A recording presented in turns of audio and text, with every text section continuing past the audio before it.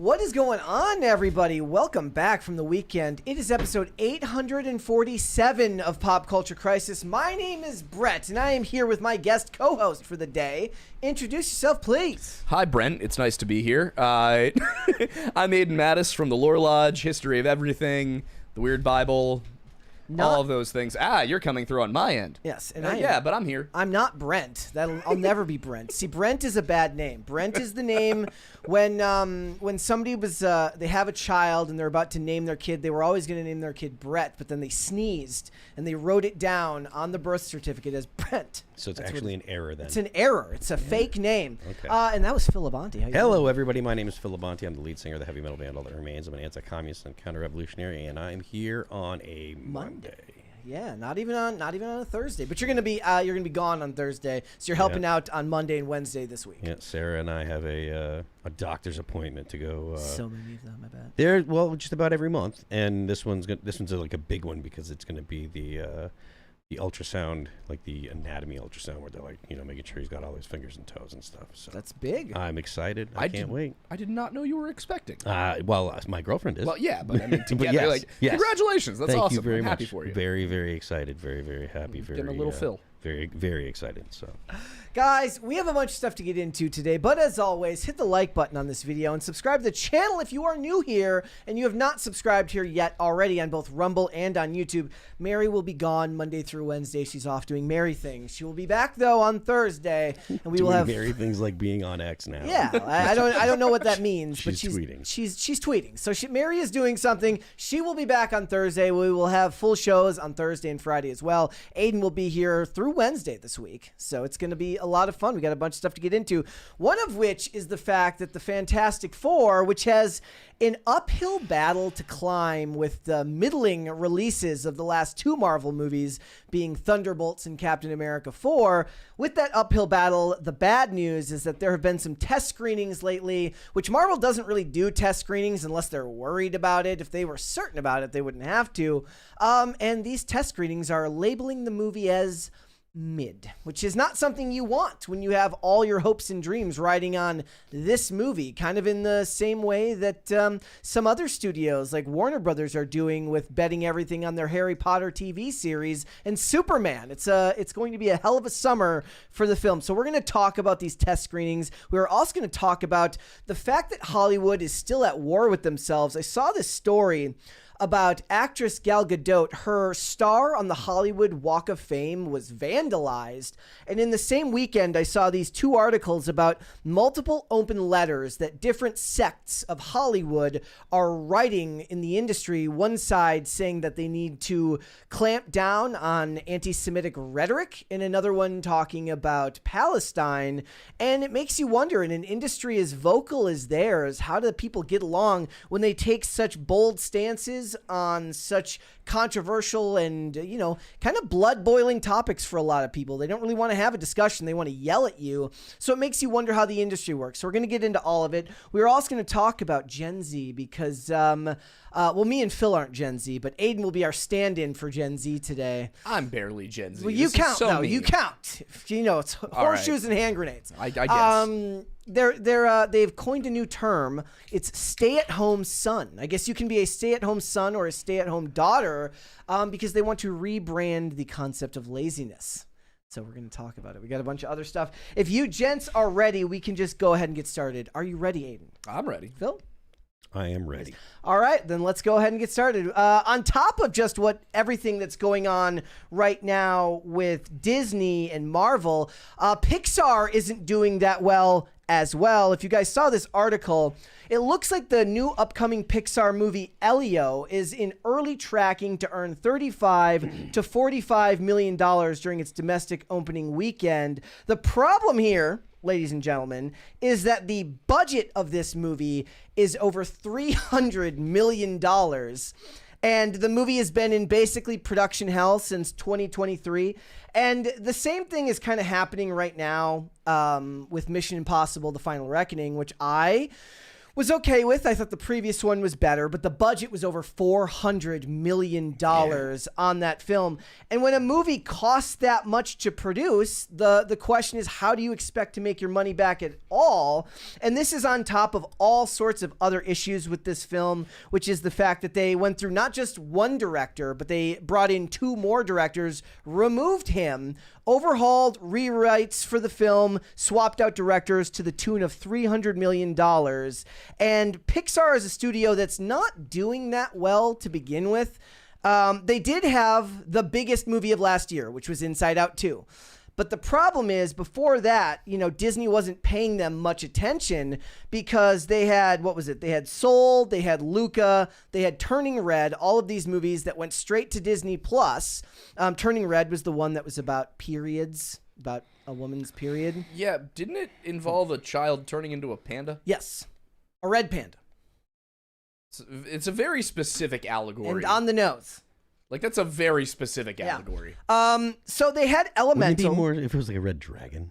I There you kind go. of more on the nose. They had Elemental, which was successful, meaning that it did not do great on its opening weekend, but it ended up having a really great run as far as holds from week 1, from week 2 onwards. And that really is the way that you sell a movie now. It's not by expecting the movie to make a ton of money in its opening weekend. That time is kind of come and gone in a lot of ways. You need to make a movie that has such good word of mouth that more people will come the second week, so the drop-offs aren't so substantial, or even get other people to come back and watch as well. But this went through major reworks. It was delayed to 2024 and then again to 2025. Leo was initially directed by Adrian Molina, but in 2024 he was replaced due to scheduling conflicts. And even in the article they say, which absolutely no one believes, because that's not a thing. So there was likely creative conflicts and problems within the script. Despite his departure, he gets a co-directing credit on it. He's been taken over in this film by the person who directed the 2 people that directed Turning Red. So they took one of the movies they failed with and put that director on this film, which leads me to believe that they want to get this movie just off the market. They just want to get it in the theaters and out, right? But the problem is like there's a market for this type of stuff because last year, 1, 2, 3, 4, 5, 6 of the 10 biggest movies that came out in 2024 were all animated movies, if you count Mufasa as an animated movie, even though it's like photorealistic animation. But Inside Out 2, Moana, Despicable Me 4, Mufasa, Kung Fu Panda 4, and I guess Sonic 3 doesn't count, but Sonic is an animated character. Movies for kids that also appeal to adults is like the sweet spot. We see this with Lilo and Stitch right now, which kind of plays on millennial nostalgia, but ends up being the type of movie that they will bring their kids to. Except that Lilo and Stitch totally dropped the ball and said Ohana means giving your sister to child services. That's not what they said in Hawaii Five-0. Look, I've been like I haven't seen it. Wait a minute. What does that mean? I understand what Ohana is, and I know what. Have you seen the original Lilo and Stitch? No. Huge movie. It came out in 2002. I was a child. I remember. I have very vague memories of watching it with my dad. The big part of the movie is about family and staying together, and Stitch is kind of a vessel for this, as well as the story of Lilo's older sister taking care of her, and she says Ohana means family. That means nobody gets left behind. Yeah. So at the end of the movie, the whole family stays together. That's the whole point. Is Nani, sacrificing her future? I get that. Yeah. Okay. Just in case people don't know, at the end of the remake in live action, Nani is like, you know what? I'm going to go off to college and study marine biology on the mainland because you can't study marine biology in Hawaii, I guess. And Lilo, you're going to go live with foster parents because Ohana means I'm... That really happened? Yeah. Wow, Disney has way more problems than I realized, and I thought they were plagued with problems. Disney has a lot of problems, but for a film like this, it's a lot harder when they're kind of coming from scratch and they're bringing about new properties. Like I said, Elemental was fairly successful, but all those other 3 movies failed big time. And I still believe, and I point this out all the time, that the myth is that people want new movies. I think people want new movies, but when a movie costs $200 to bring your entire family to, all in with concessions, tickets, and all of the costs, most people aren't really necessarily always going to be willing to try new things. They're going to want to go back to properties that they know work. Don't most movies have an option, or like don't you have the ability to watch new movies at home nowadays? A lot of the time, yeah. No, I mean, not with these big budget releases. For Really? a while during So COVID, they wouldn't put it on Disney Plus the same week, huh? For a while during COVID, they were doing what was called day-and-date releases. That's what happened to Mulan. That's what happened to Black Widow. And it ends up splitting the movie's audience, and then they get none of the money that would come from that box office. All the money they're getting from Disney Plus, it doesn't even matter. Oh, yeah. Like, they did, I think, pay VOD for those, but the numbers weren't great. And people thought for a while that that was going to be the business model that they were going to go to, because they don't have to split that money with the theater. But the problem is you don't get the same exposure when a movie is successful on Disney Plus or on streaming. We're going to talk tomorrow about they gave Tony Gilroy $650 million to make Andor. 2 seasons of Andor cost $650 million. So when people talk about that ridiculous budget for the upcoming Harry Potter series, it's not that hard to believe. But basically, when they were, how many episodes? It's 20 something. And each episode is how long? Over an hour. Yeah, so it's a lot more content. It's basically like making 20 little movies. But the point is that you make the money from the subscribers, but the movie's not charting like Daredevil. Daredevil didn't chart on Nielsen at all. So you might get some people to watch who already have Disney Plus, but they're not signing up for it to watch it. No. And so you're not bringing in new revenue. And the other thing is that theater releases are what spur the type of audience that will buy merchandise and toys.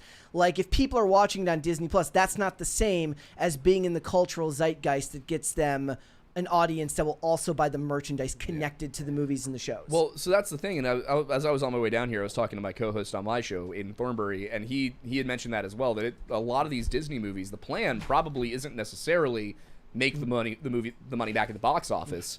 The movie just serves as a giant advertisement for the merchandise, but at a certain point, the merch doesn't sell the way it used to. Exactly. And I mean, I remember as a kid, like, going to the mall. I grew up around the King of Prussia Mall, which is, like, by the number of stores in it, the biggest mall in the country. We had a huge Disney store in there, and it's just gone now. Like, it doesn't exist. So that there's not that cultural presence anymore. Which is weird. It's weird to look around and, like, Disney basically exists online and at its theme parks. Well, and the other thing is, like, so most movies, they don't need to be extremely successful in their theatrical run to make money. They make money over time. But Disney doesn't, like, license out to other streaming services. Yeah. Like the great thing about Warner Brothers is I don't even have to have Max these days, because they end up licensing out a lot of their stuff to Netflix. But Disney keeps it all self-contained and uses the funny bookkeeping that they like to use to say that they turned a profit. But we're going to be doing a whole segment about the death of streaming and all that stuff. But when you look at the success of Inside Out 2, I still think that it comes back to find that it's going to push people back to using IP that is relevant to millennials through nostalgia, who then will bring their kids to go see these movies. Because, okay, how about this, Phil? Think about something you liked when you were a kid, like a franchise that you liked when you were a kid. Sure. Like G.I. Joe? Yep. Okay, there you go. Like, I guess that's not really a great example, but or Transformers. A lot of people like Transformers. So now people thought that Transformers 1 would have been more successful because it was an animated movie, and that hopefully it would find that nostalgia where maybe a millennial or a Gen Xer who grew up with it would bring their kids to go see it. That seems to be the way that this works, but I don't know if it works for franchises like that. So they're going to be doubling down on Despicable Me 5 and, Moana 3, because these are the type of franchises that will bring in audiences of parents who are willing to spend the money and are willing to bring their kids along for the ride, because it costs so much to go to the movies these days. Right? Okay. Aidan, what was the last time you actually were excited to go to a theater? Ooh. Timeline-wise, 2022, 2023. Okay, so not even that. I was expecting later than that. So, or before that. What was it? There were a few really good movies that came out that I was excited about. Top Gun Maverick was a big one. That was a lot of fun. I was very excited to go see, what was the John Caviezel one about? Jim Caviezel? Yeah, Jim Caviezel. Sound of Freedom. Sound of Freedom. Great movie. Unfortunately, not super accurate, as I learned. And then Devotion. Those three. Okay. Did you like? Oh yeah, you guys were talking about Devotion. I love Devotion. Okay. All right. And I think Top Gun Maverick is probably the best example to show if they want to see a movie like Leo do well, which is that Top Gun Maverick didn't make the most money its opening weekend, but it got such high praise from audiences that everybody ended up going to see it after the fact. I use my dad as the barometer on these types of movies. If my dad goes to the theater, it's because there's significant buzz around it. So my dad went to see Joker in 2019, and he never goes to the theater, and then he went to see Top Gun Maverick when it came out because it's like, what is all the fuss about for these movies? But for new franchises, that's a lot harder to do. Sinners is pulling it off, but that's a different market than a movie for kids. I think part of the problem is that, like you said, going to the movies has gotten so expensive, but I think there's a kind of an intertwining issue of younger people are living their lives online so much now. Yeah. So much of entertainment you can get in your living room. So why Minecraft is getting close to $1 billion. Yeah, that's crazy. That's insane to me. But I mean, you think about it, like when I was a kid, we didn't really have much to do in my town. There weren't a lot of places teenagers could go hang out. One thing we could do was we could all go to the movies. And you'd go grab a pizza, you'd have a few sodas, you go sit inside of the movie, play some of the arcade games, and that was your night. Now that's not what teenagers do. They're sitting at home on their laptops talking on Discord. And like, I play video games, I love it, but when I was in high school, we liked to get together and do things, whether it was just going to somebody's house and playing Cards Against Humanity while we ate Chinese food or like whatever. But kids aren't doing that anymore, and I think parents are kind of like, oh, well, I can just hand the kid an iPad with Disney Plus on it. I mean, I do think that that's correct. I guess I just wish that it wasn't correct. Yeah, exactly. Like, what do you do about that? Yeah. There's not really much you can do. Technology marches forward. It seems kind of like I mean, you can do your part. I mean, maybe the difference is, and maybe we'll move on after this, but is like as the next generation of parents who grew up with technology start to have have their own kids, they see the dangers of it more than prior generations that didn't see it as anything other than a quick fix to a kid with a poor attention span, and they want to keep them busy, right? Yeah. So, all right.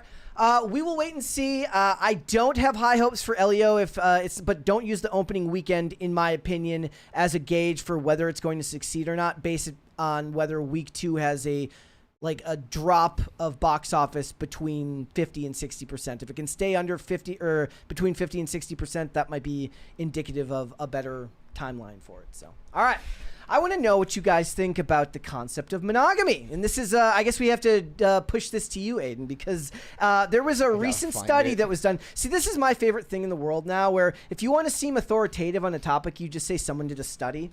But there was a recent study done by Radin Solicitors. They asked, this is a report they did, that said that 1 in 3 people, 31%, say that monogamy is no longer a realistic ideal, and that 42% of people aged 18 to 24 say it's an outdated concept, with men being slightly more likely to be romantic, with 69% of men as opposed to 67% of women. There is a great viral video out there by a guy who I think is named Andrew, where he says, "Why do all of the polyamorous people look like that?" Yeah. That was my exact reaction to it. I think polyamory is something I really don't understand. I have never been interested in it. I am very confused by where my generation... I'm 27. I don't know where this is coming from. I don't actually know anybody in my life that is in a polycule. But not believing in monogamy doesn't necessarily mean they're in a polycule. It might just mean that they don't want to have a relationship at all. Well, that I feel like is just depression. Yeah. I mean, and that's not to, do any sort of erasure of any kind. It's just, I've known a bunch of people who refer to themselves as asexual or aromantic, whatever. And that's fine. It's you're not obligated to go out there and be in a relationship. But at the same time, all of those people had one thing in common. And it was severe clinical depression. Like, I think a lot of the I don't really feel like being in a relationship thing is more exhaustion and, pessimism. Yeah. For me, I went through a lot of not so great little relationships and flings in my life. And eventually I found the woman I planned to marry, and it's awesome. But there were times where I was like, man, this sucks. I'm just not going to do this anymore. Yeah, I mean, I think pessimism is on the rise in general, and not even just necessarily related directly to dating, just given the state of the world, or really the state of the perceived world based on where you get your news and information and how you see the world around you, right? So if you pay very close attention to the news, you might have the inclination to be more depressed or more anxious than somebody who doesn't. And that kind of comes true for me when I look outside of like my work circle, which is like I have friends that don't pay super close attention to the news, and they always seem to be in a much better place mentally because they're focused on the things in their life that they can control, their hobbies, their habits, their friend group, their job, whatever that may be.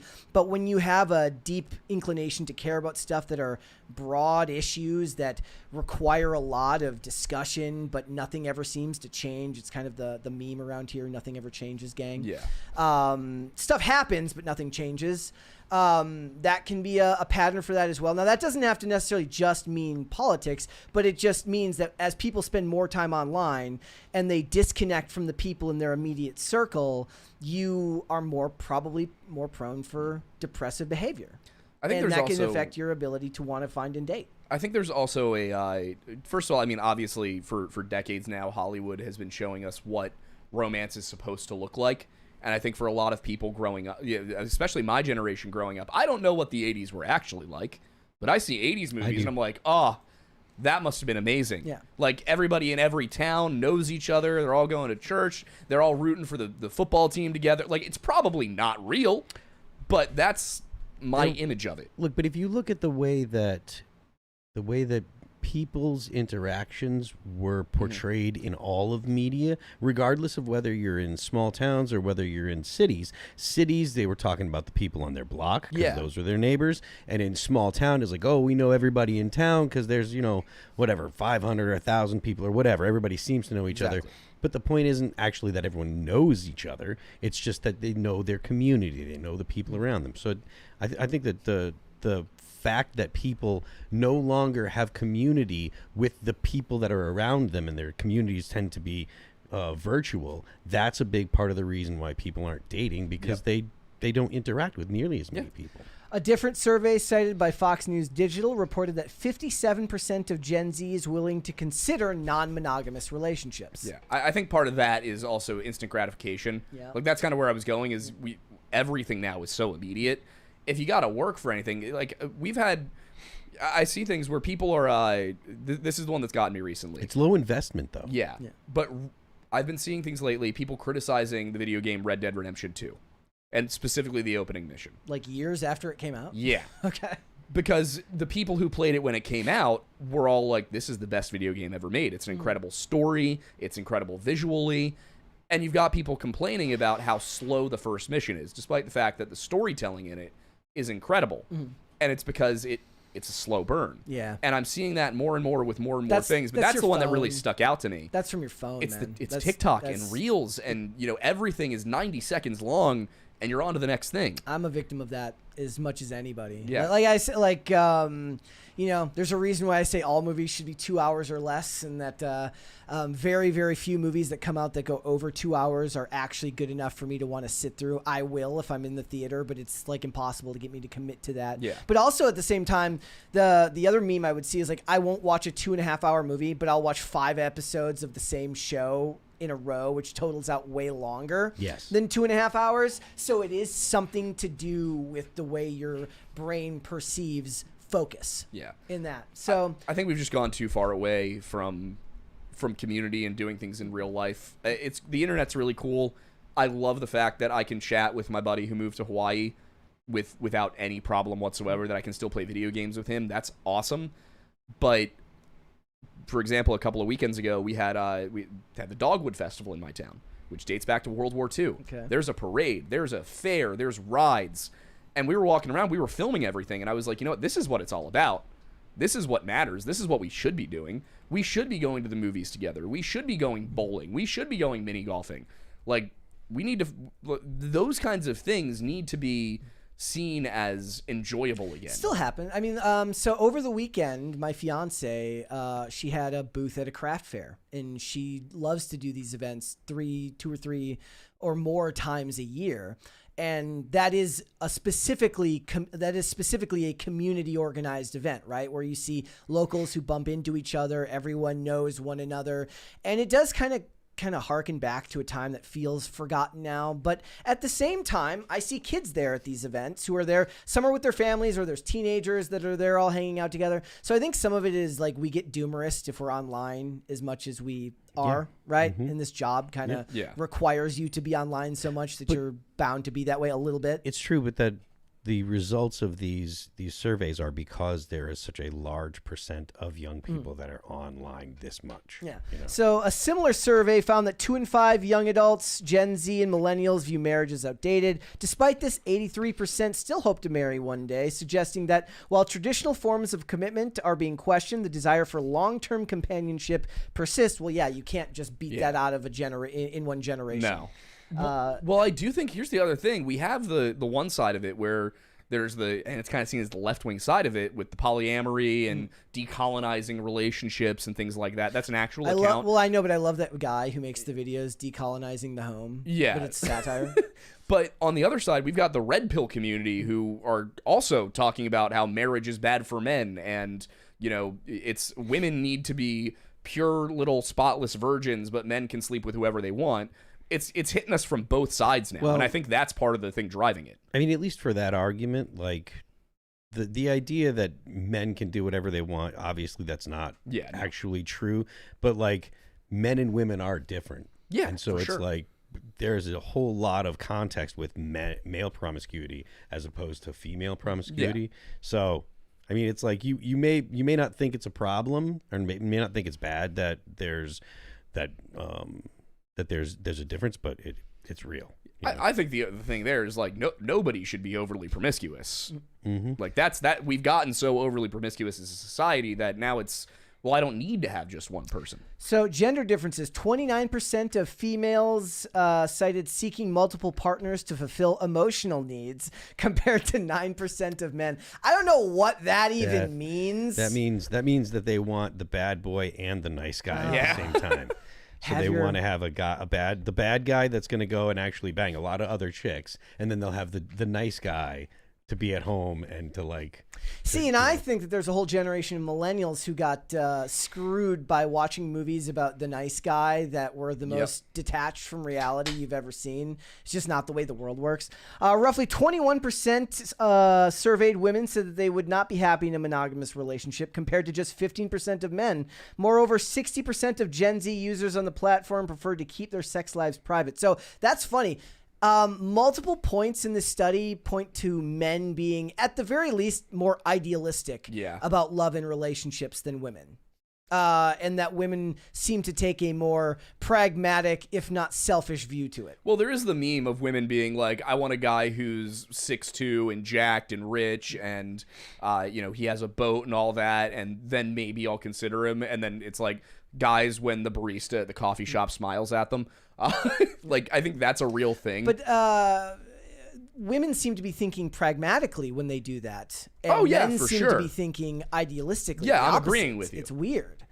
It was just very interesting to me. I just thought the prior report that says that Gen Z is the loneliest generation, and they're putting things like self-care, finances, and independence before relationships. So finances, I kind of get the idea that you want to feel financially secure in yourself before you commit to something, though it's kind of like when people have the discussion about having kids and you say, I won't have kids until I'm, financially able to do so. Everyone that I've ever spoken to about that has kids says you're never going to be that. You're always going to push the can down the road.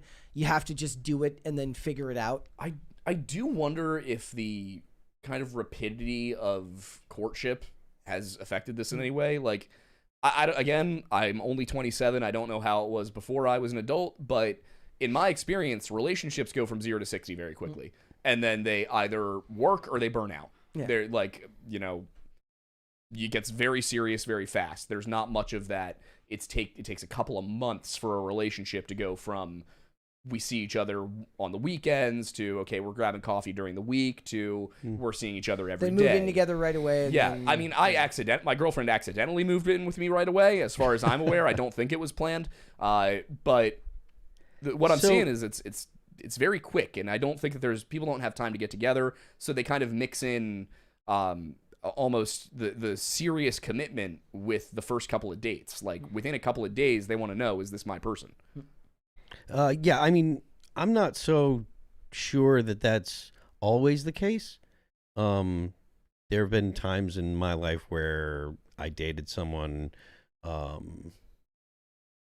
fairly unseriously for a little while, and then we started dating seriously, and I mean, I do understand what you're saying. There are times where the relationship has gone pretty quickly. But I don't know which is the norm.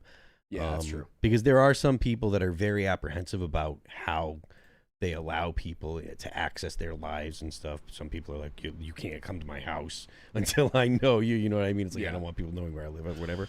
But I have, I do understand why you're saying that they tend to go quickly.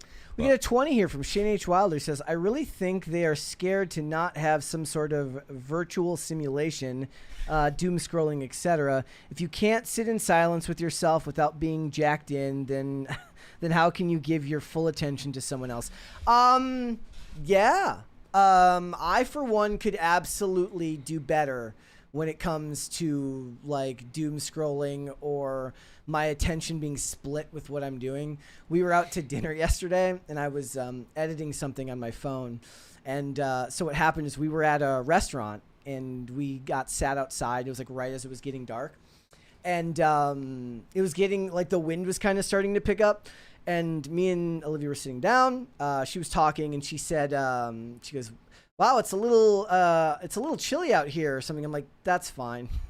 And what she was saying is like, we should go inside. Like and then we go inside? I went in. I was like, oh crap. So I had to finish what I was doing, and then luckily I have a bunch of hoodies and cardigans in my car, so take care of that. But the point is I was not paying attention like with what I should have been in the moment because I was focused on something else. Yeah, which again is something that you could always be better at. Yeah, at least I for one could always. Well, at least in today's day and age. Yes, but at the same time, I mean, even before everyone had a device in their hand, there were people that were more prone to just daydream and not be paying attention to what what's in front of their face. There was an article in, I think, The Atlantic that was titled, "We Should All Know Less About Each Other." And I think that, and also we should all probably talk to each other less frequently, are two important things. We should talk to each other less frequently? My generation, there, at least when I was younger, there was a constant stream of just everyone's in a group chat that's going 24/7. I consider most group chats to be a burden. Yeah. And that's the thing with dating. I don't want to be in, like, I don't mean, like, I have a couple of close friends that I'm in group chats with, but it's like 3 people. Yeah, exactly. The big group chat, it's just a burden. Mm-hmm. I mean no disrespect. I also then don't feel like I want to be rude and leave the group chat, so I just mute it. I'm a lurker. But that's the thing, is that's constantly. And even then, I don't even read it most. I'm a lurker. Like, what's going to happen is someday somebody's going to do something horrible, and I'll have ended up being in that person's group chat. Exactly. And they'll be like, you knew, and I'm like, I didn't read it. I don't read any of the group chats I'm in. I'm sorry. Yeah, you're sitting on the stand like, I swear I didn't know. But give me a lie detector test. with my generation at least, like, dating has been an absolute nightmare because everything is one of two ways. Either the girl I was talking to wanted to be texting 24/7, or like she wanted to text in weird bursts and didn't, like, it was either we're talking constantly or we're not talking enough. And as a guy, the anxiety over which of these two directions I'm supposed to go in was so high that it ended up giving me panic attacks. Yeah. Like, I lost a girlfriend because the communication just freaked me out so much. It was either she wanted to be left alone completely or she wanted me to answer her within 30 seconds. Oh. Like, Glitch in the chat says that one group chat with 3 people in it and an odd name usually has the darkest horror videos contained within it. At the very least, the darkest memes. Oh, yeah. Yeah. So, look, I think this is something that for future generations, my hope is that as the problems with technology become more obvious to us because we spend more of our lives with it, and as more people grow up with it, that they will start to kind of figure out these problems earlier in their lives at a point where it's easier to change. Because one of the hardest things, and this happens when you're in recovery as well, the older you get, the harder it is to change. That's why they talk about learning a language is infinitely easier when you're young. That's why you do it when you're in school. Learning good habits online can hopefully get people on a path that will help them with something like this. We didn't even get into stuff like economic factors, which they do address in this as something that people talk about as well, being a reason for these types of things. Well, that's the other thing is, like, I understand not wanting to commit to marry somebody who doesn't have their financial life put together. Not dating somebody because they're making ends meet at the moment seems a little odd to me, unless you're, like, getting older. But, like, when you're in your early 20s, nobody's got their stuff together. Yeah. So, like, I was making 45 grand a year when I was right out of college. I was not making a ton of money. I was making enough to, like, go out a couple times on a month and pay for my own apartment. And if girls had been deciding whether or not to date me based on that, I would have gotten nowhere. Yeah. But if, you know, now, years later, I make good money. I'm set up. I'm working on buying a house. Like, that's there. But I wouldn't have expected any of those girls to want to marry me when I was 22. Yeah. But I find it kind of odd when everybody's in that weird position to be looking for somebody who's totally settled before you even consider dating them. See, the idea that you should be wealthy when you're young is just, it's a poison pill for young people. It's very common now. It's up there with the fact that they think that everybody has an inheritance, which is objectively not true. No, that seems ridiculous too. But the idea that you have to, that you should be 22 years old and you should be able to pay all your bills and not worry about them and have no debt and blah, blah, blah, that's just plain wrong. Yeah, no. Like, it takes...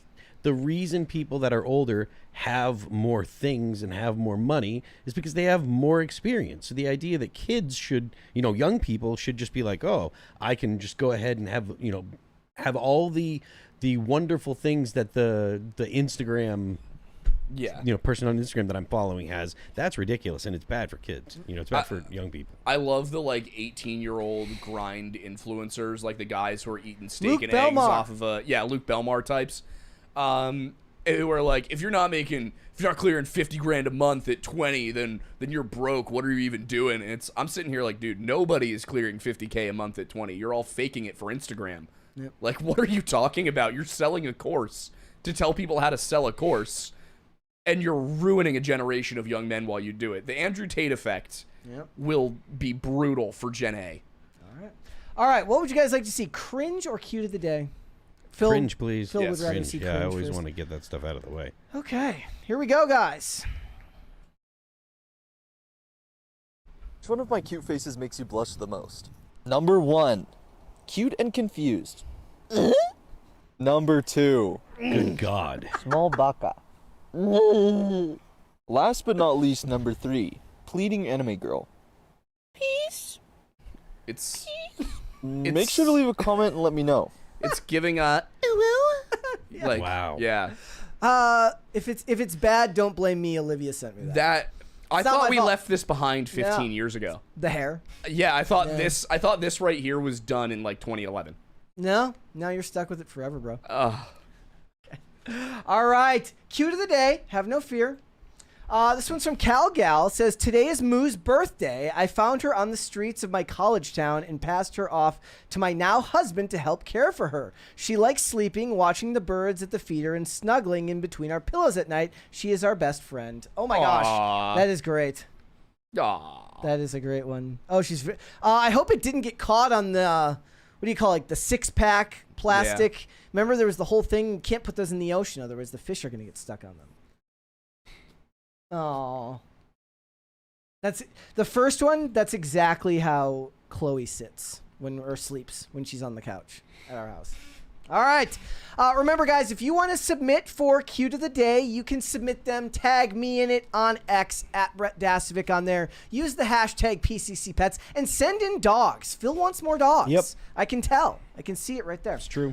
All right, guys, let's go ahead and move on then. We got a bunch of other stuff to get into today. So, all right, so Marvel has not been on the best path as of late. There have been flops. There has been Thunderbolts, which has made not nearly enough money to be called the New Avengers, which they renamed it as 1 week after the film came out. And of course, Captain America, Brave New World. All of these films, which they're claiming have smaller budgets, have been thoroughly proven wrong and have massive budgets on these projects, all of which make them unprofitable. And it doesn't hurt, or it doesn't help the fact that in general, most people have a certain sense of apathy when it comes to movies like this. A lot of people are having the discussion if we're simply past the age of superheroes and if people just don't care anymore. They just pushed back Avengers Doomsday like another half a year, and the news gets worse because there was a test screening. There were multiple test screenings for Captain America. For Fantastic Four First Steps. And the problem is they're declaring the movie mid, and the movie comes out next month. The big issue, it seems, more than anything, is that, and again, this was not just Overlord DVD citing like leaks. It was Grace Randolph, who falls on the other side of the aisle politically from a lot of people in the space. So you can take both of their words with a grain of salt, but they're saying at the end of the movie, spoiler alert, or at least potential spoiler alert, we'll end up seeing Sue Storm and the female Silver Surfer, Shalabal, going up against Galactus. And how do you do that when Reed Richards can't even be there? Johnny Storm can't even be there for the final battle? Well, I would like to point out that maybe the reason nobody's interested in Fantastic Four is because this is the 4th time they've rebooted it in 30 years. Yeah. I was sitting here, I was like, wait, I remember there being a Fantastic Four movie when I was a kid, like a child. 2007. Yeah, and then there... 2015. Uh-huh. Yeah.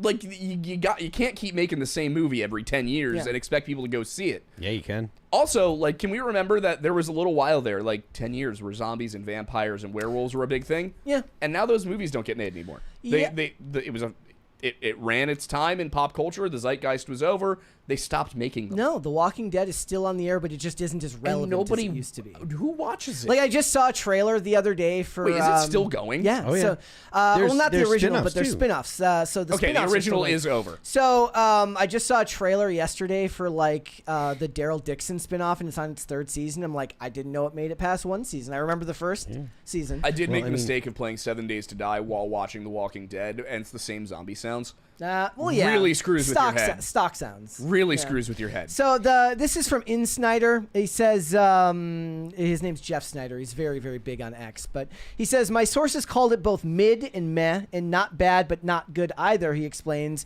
More concerningly, they said it featured weak character development and bad CGI, though the latter issue will certainly be addressed over the next month. That is BS.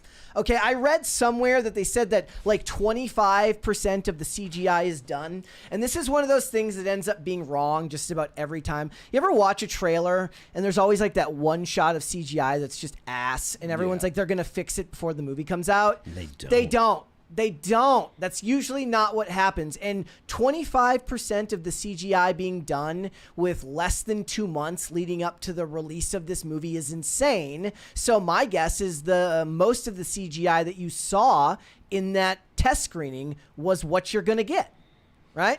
I also think the over-reliance on CGI has probably caused a decline in people wanting to go see movies. I mean, but if there's any franchise that rates it, for Fantastic Four is, no, I think that makes Marvel. complete sense. It's only bad CGI.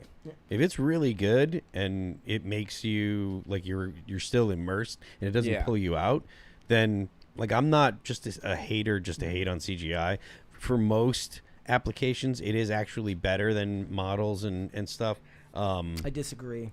I think that it like when it's done, I'm talking about when it's done well, not when it's done poorly, but and by well I mean high quality, not You know like where it's the most annoying to me now? It's not even like, look, I expect the CGI with the big budget action scenes in space. To me, where it kills me is like it's a drone shot of a street and there's a fake car driving on it. Yeah. I understand. I understand why they do it. It saves them a ton of money to not have to go hire a stunt driver, get a helicopter to go shoot it. But something about it, because you pay attention to this stuff, it immediately takes me out of what I'm watching. When I watch a movie and I see an actual car driving on actual ground being filmed from a helicopter, that actually makes me more invested, because I don't feel like I've been watching. Like, the best CGI is the CGI you don't notice. The best CGI is the stuff that you don't even realize it's there. That's what I'm talking. That's what I mean. That's what I'm talking about when I say, you know, like actually good CGI. Yeah. Because when it's miniatures, like you kind of, like you can always kind of tell it is miniatures. You know what I mean? And I loved I rewatched GoldenEye recently, and a lot of GoldenEye was done with miniatures. Like the satellite facility in Severnaya was done when they blow it up, and that movie is done almost all with miniatures. And from like that point on, from like the middle of the Pierce Brosnan era of James Bond onward, was when they moved into CGI, and I hated that. Yeah, I don't know. I feel like it's best when it's mixed in. Like, Yes. when I see a shot from filming and it's just the actors and giant green screens everywhere. They're all in a lot somewhere. Yeah, but then you go and you watch, like, for example, The Phantom Menace. Widely panned movie. Still, I think, one of my favorite movies of all time, just because of the lightsaber duels. But that scene at the very beginning where they blow up the transport ship as it's sitting in the hangar, the transport ship itself is a model that they filled with spaghetti, of all things. Like broken pieces of... I'm not kidding. But the background is CGI. And the foreground, there's droids walking around. They're CGI. Even though you can tell there's CGI going on, something about that model being there just does something for me that I can't really explain. Well, it is. And then Lord of the Rings was the same way, where they did a lot of mixed CGI and... well, most of it was practical. Yeah. Almost everything was practical in that. The way that they shot like everything. Yeah, I mean, for most of it was the big battle scenes where you've got, like, obviously the Oliphants, and you've got the huge masses of armies charging over the Pelennor fields. That's CGI. They actually they use really cool video game mechanics for it. But then something like the Battle of Helm's Deep, those are all actors wearing costumes with water pouring down on top of them. If you made it today, they would use CGI for the whole thing, and they did feel authentic. They even did that, like, once they went to the Hobbit trilogy, and it became more heavily based in CGI rather than practical effects. I'll read a little bit of Grace's quote here. It's always hard to read quotes that are transcribed because people don't talk like people write. Even though it's a team of 1 woman and 3 guys, I think you're going to have a situation at the end of the movie where it's the women that save the day, and you're like, why the hell can't Reed be involved? Why can't Reed Richards be involved? Why would it have to be Shalabal, which people are already complaining about, because there was no reason to not include Norrin Rad, even if this version of the Silver Surfer is canonically accurate.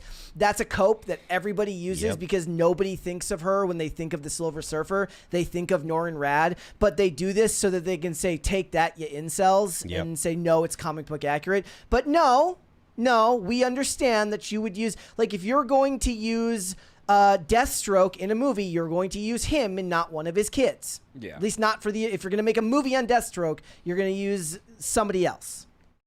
So it's annoying to me because they always use that as a cope.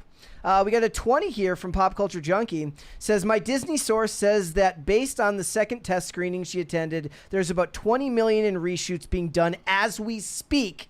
Most to do with the ending. Final CGI is being rushed, a systemic Marvel problem. You know, if only they had thought to do that with Game of Thrones. Yeah. Well, or shoot it so you could see what was going on. Dude, honestly, that's another good example of the CGI issue. The CGI in Game of Thrones is pretty good, but Season 7 does not look as good as Season 1. One of the things that I complain about regularly here is that due to the limits of CGI and budget, now every battle has to take place at dusk so that they can hide the bad effects. Like, for some reason, cosmically, nobody fights during the day anymore. Like, that was actually one of the things, like, some people were complaining about the CGI in the trailer for Superman, and I was like, at least it's during the day. Yeah.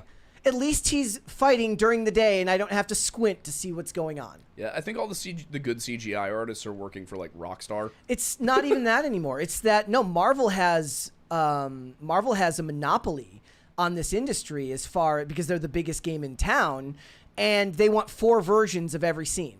Oh God! And people are rushed making. Why do they need 4 versions of every Because scene? they don't know what they want. Like one of the other things that I thought was really interesting, and I heard Film Threat mention this, Chris Gore mentioned this, that a bunch of the stuff that Marvel has released in the last several years, it's not film directors that are making it. They're hiring TV directors because the process of making a television show is very, very different than the process of making a movie.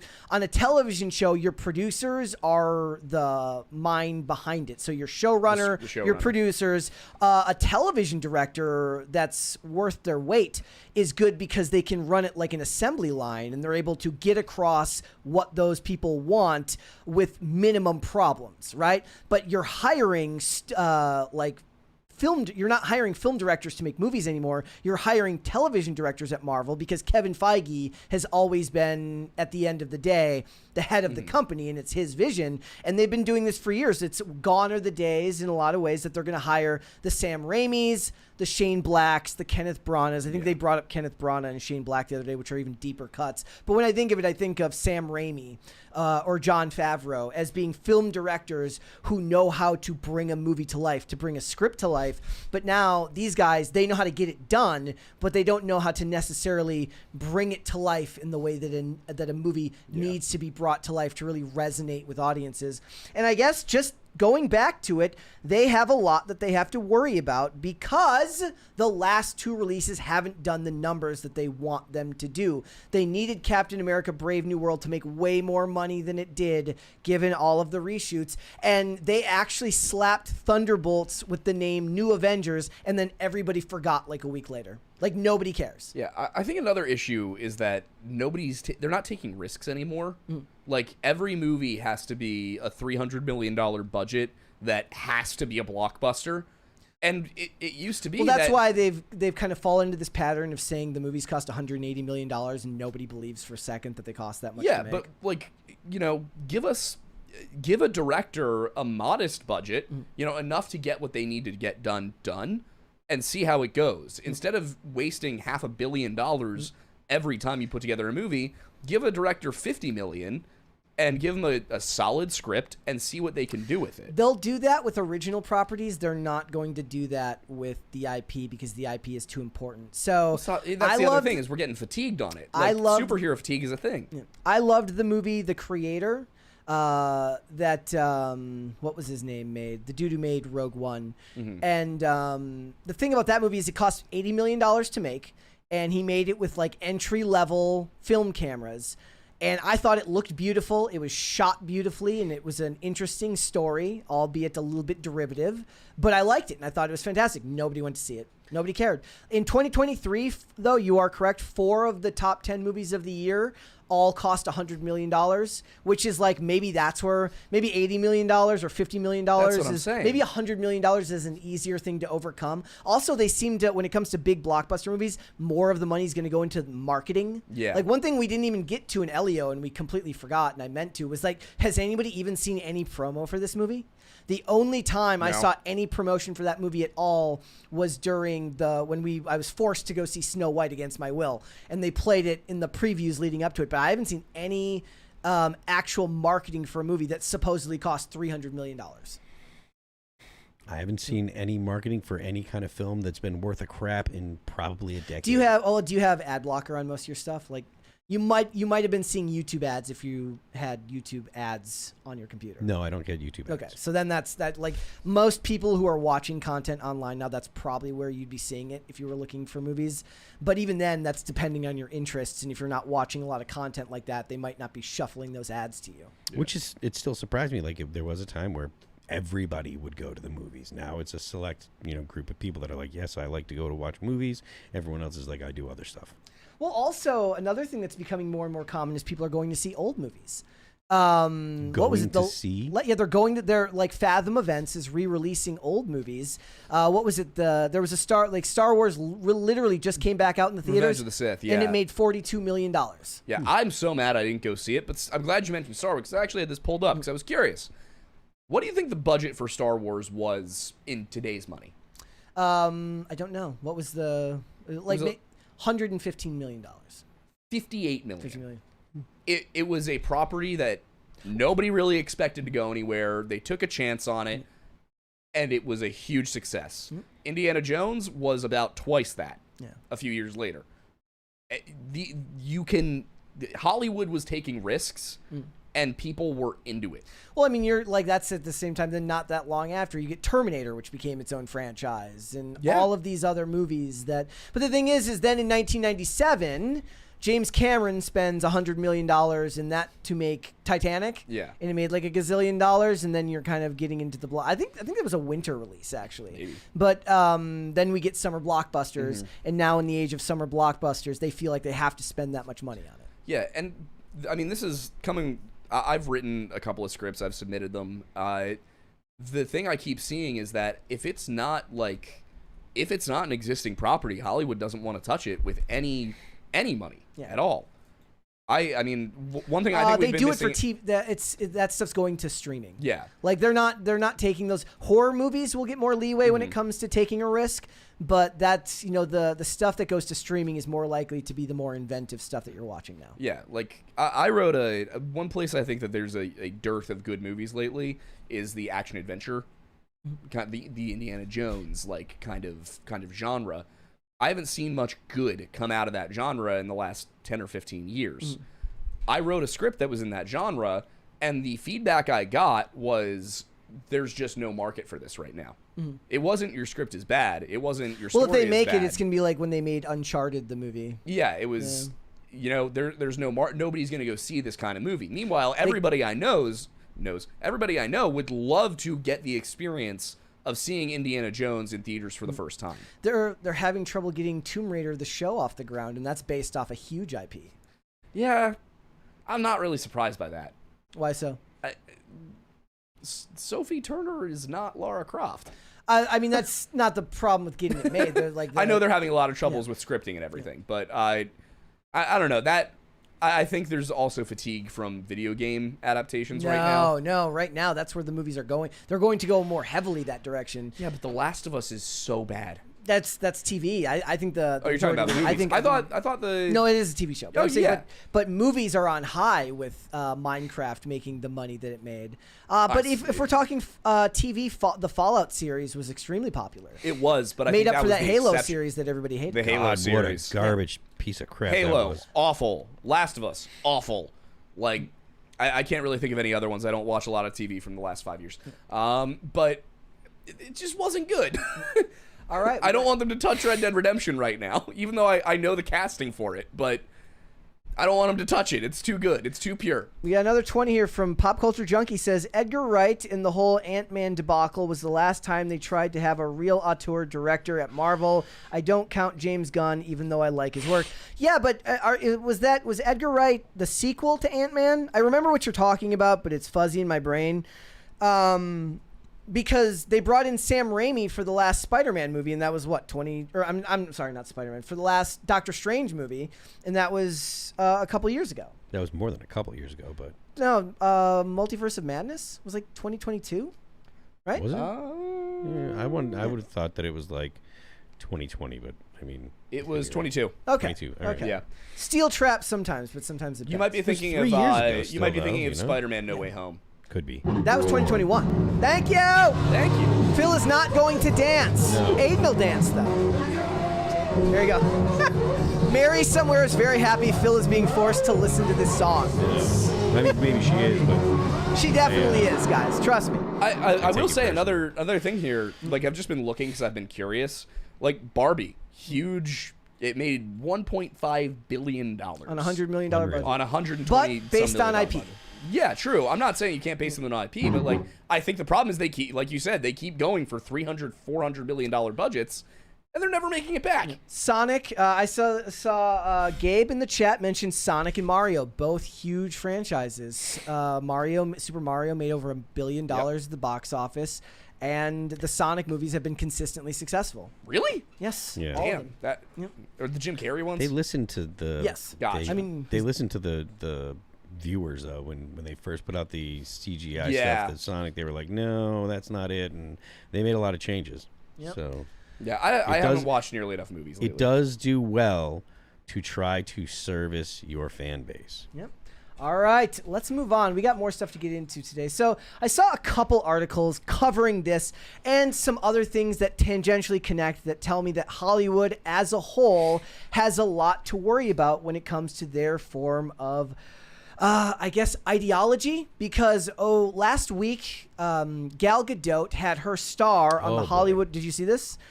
She had her star on the Hollywood Walk of Fame. It was vandalized with people. I'm sorry. Don't continue.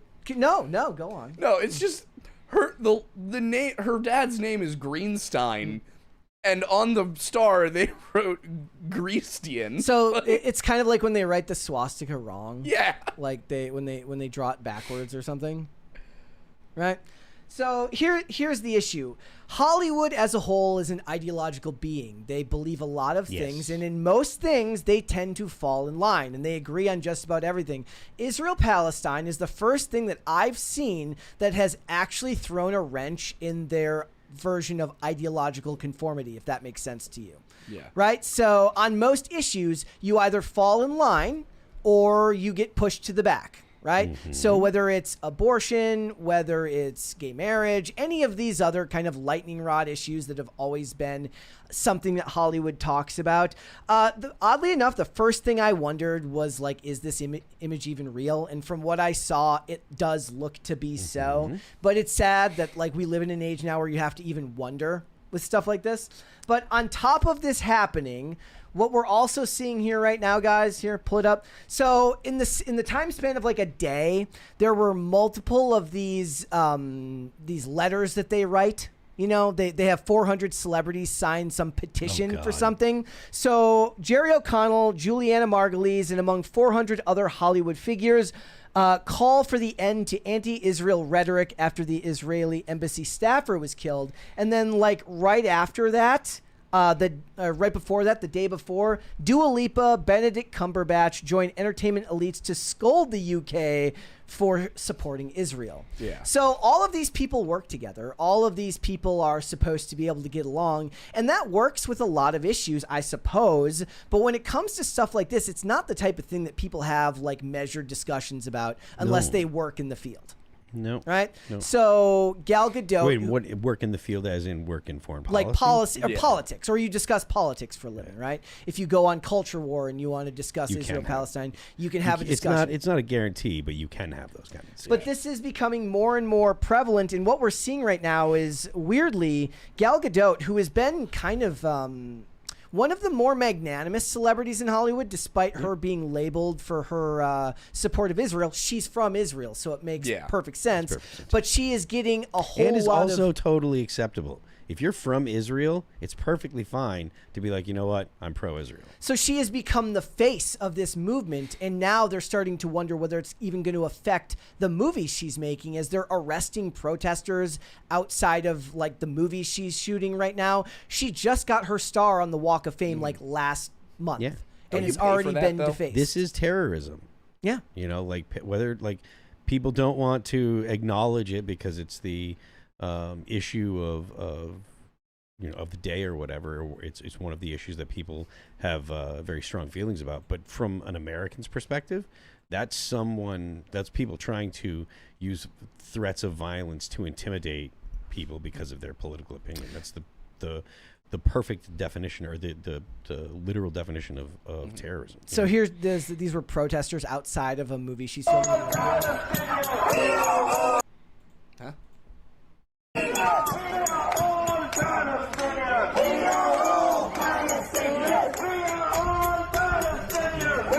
I'm not actually Palestinian.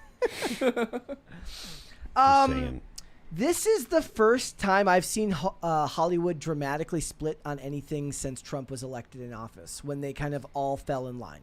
Do you think people were just dramatically... I think in Hollywood, ideologically, they all fall on the same lines, or they don't speak. Yeah. And this is the first issue that I've seen people part, come into conflict with one another, Mitch, with. And that calls into question how an industry that's as ideologically formed as it is can deal with any pushback whatsoever. The business side of it can. The business side of it, you know, it's been slow to change, but as things didn't work out, they've made movements away from certain ideology and moving towards a more populist approach to making movies and television when they can, you know, when the money runs out and they have to actually bank, right? Certain things will work, but for the most part, the stories haven't changed, right? So 400 celebs signed an open letter, 300 signed another one, and they're calling her a baby killer. She is, of course, she served in the IDF. What would you do if you wanted to see Hollywood change for something like this? Would you even be able to give them advice? My advice for Hollywood right now would be bother to look into the history before 1947, you idiots. Yeah. Like, whether you're pro-Palestine, pro-Israel, whatever, both sides are typically massively uninformed about everything before 1947. They'll bring up the Nakba as if that wasn't, like, a retaliatory thing. At the end of the day, this is a 3,000-year-old conflict. Yeah. I mean, I'm talking more like if they want to get, like you're asking a lot, I think, of people who are... I don't think I understand. Listen, as a historian, I don't think asking people to read a Wikipedia article. They're not going to do it. I know, and that means that they should shut up. Yeah. Like, my advice, honestly, if you're not willing to at least read the Wikipedia article on the history of Israel and the history of Palestine, you should not voice an opinion. I think I'm trying. There's a quote, and I cannot for the life. It's Thomas Sowell. I think it was about economics, but he said, you don't have to be an economist to have an opinion, but it's stupid to voice one if you aren't. It was something along those lines. Like, if you don't know anything about a subject, you shouldn't talk about it. Like, at least publicly. With your friends, sure. But don't go out there and make huge, broad, sweeping statements when you don't know what the hell you're talking about. Yeah. Like, I try not to do that. I fail sometimes. But I make an effort to not do that for a reason. It's because you end up looking foolish and you end up saying things that aren't true, and then you're arguing about things that aren't even real at the end of the day. Yeah. Like, you know, the fact of the matter is, Arab Palestinians did not exist until the 600s AD, and they were not indigenous to the region. They came there as part of a violent conquest by Muhammad's successors. The other thing that I find really interesting about this is that divorced from what they may think of like America's interest there, I don't see people, at least on whole, saying I won't work with someone who supports the other side, but they would have absolutely done that for people that were America first, which I find really, really interesting. Weird. Like they're like, okay, so I'll work with somebody who has different interests regarding like somebody who's very supportive of Israel. There are examples like Melissa Barrera, who was fired from Scream 7 because of her comments on Palestine. But as younger actors become more prevalent, you're just not going to be able to get away from it. They've grown up on social media. They're going to be heavily opinionated. But for the most part, people are going to be willing to work together on that issue. But you look at, we just covered last week, Zachary Levi and people who have gone to his agents basically and said, I won't work with them. Yeah. And he's like, he's like, I asked my agents not to tell me who it was that didn't want to work with me because I didn't want it to like affect anything. Yeah. And I think another important thing here is that everybody's taken up like they're either pro-Israel or pro-Palestine. You can acknowledge that both sides of this conflict have done horrible things to each other. Yeah. Like, Israel has honestly gone a little over the top in Palestine, in my opinion. At the same time, Hamas was launching rockets at residential areas and has been doing it for 40 years, and it's part of their charter that they want to kill all the Jews. Like, that is what Hamas wants to do, and the average Palestinian has not done anything about it. But I just don't see a whole lot of... Maybe the difference is like the actors will be willing to be that nuanced when they're actually discussing this with somebody like on a film set who might see the world differently than them. But online, that's not the type of thing that gets clicks. It doesn't have the bluster. Yeah. I sit here and I look at all of it skeptically. When Israel bombs a hospital and they go, there was a Hamas operative there and everybody knew about it, that's a war crime. You can't just bomb a hospital because there's one guy there. For example, Obama launched a drone strike on a restaurant and killed an American citizen because his dad was a terrorist. That's a war crime. Yeah. When Israel does it, that's a war crime. When Hamas launches a rocket as a residential area, that's a war crime. Like, we can sit here and acknowledge that everybody involved is currently committing war crimes. I still find it weird how it's a cancelable offense to be America first, but like they'll deal with anything on either side of this issue. Yeah. It's strange. Just because I've never seen a split like this before, where they're both ideologically they're kind of arguing with one another, but they don't seem to have that same problem telling Americans or people who are America first to just F off. So I think that's been really weird with Ukraine, personally. Like, that didn't seem to that issue didn't seem to permeate the same way. It didn't. They all fell in line for Ukraine. Yeah, but that's the thing is, like, I sit here and I'm like, I think it's more of a geopolitical thing overall, just America's position in the world right now, where if we don't get involved in a conflict, we're the bad guys, but if we get involved in a conflict, we're the bad guys. Yeah. And I think that's definitely exhausting people, and I think the Israel-Palestine issue has just kind of been the straw that's breaking the camel's back on that, because no matter what you do, in America, with this specific conflict, somebody's going to be angry at you, and like, it's going to be half of people. This is just a problem with having phones now too. Yeah. Like, you just didn't worry about you didn't necessarily worry about this type of international news the same way before the advent of the smartphone. It's not just a smartphone. It's the like button and the fact that there's a haptic in your on your phone. So it not only is something everyone's always plugged into, it's something that literally grabs your attention because there was a post. So when you say, oh, I like this or whatever, and you have notifications on, which I don't know how many people actually have notifications on. All my notifications are always turned off. Yeah, mine as well. Yeah. But your job is the internet. Other people don't have that same kind of the same kind of employment. So in the chat, when they get a vibrate, it's like someone saying, hey, check this out, and they're gonna check it out, and it's going to reflect things that they say they want to hear. Somebody in the chat said, I just tuned into IRL. I was kind of I was kind of fascinated by people who have strong opinions on such, like, geopolitics is one of those things I'm glad I don't even have. Like, I believe that America shouldn't be involved in foreign conflict, but I also understand that a non-interventionist view of these types of things is not always in line with reality, and that I have a very utopian view of that. But I'm afforded that because I don't have to care. But these people choose to care and then go to work with people who take the complete opposite view about something as serious as the things they're talking about. And I just think that's interesting. We work at a company here that talks about politics. We talk about pop culture and celebrities. So that type of mode of open discussion is pretty prevalent, and people here have disagreements all the time.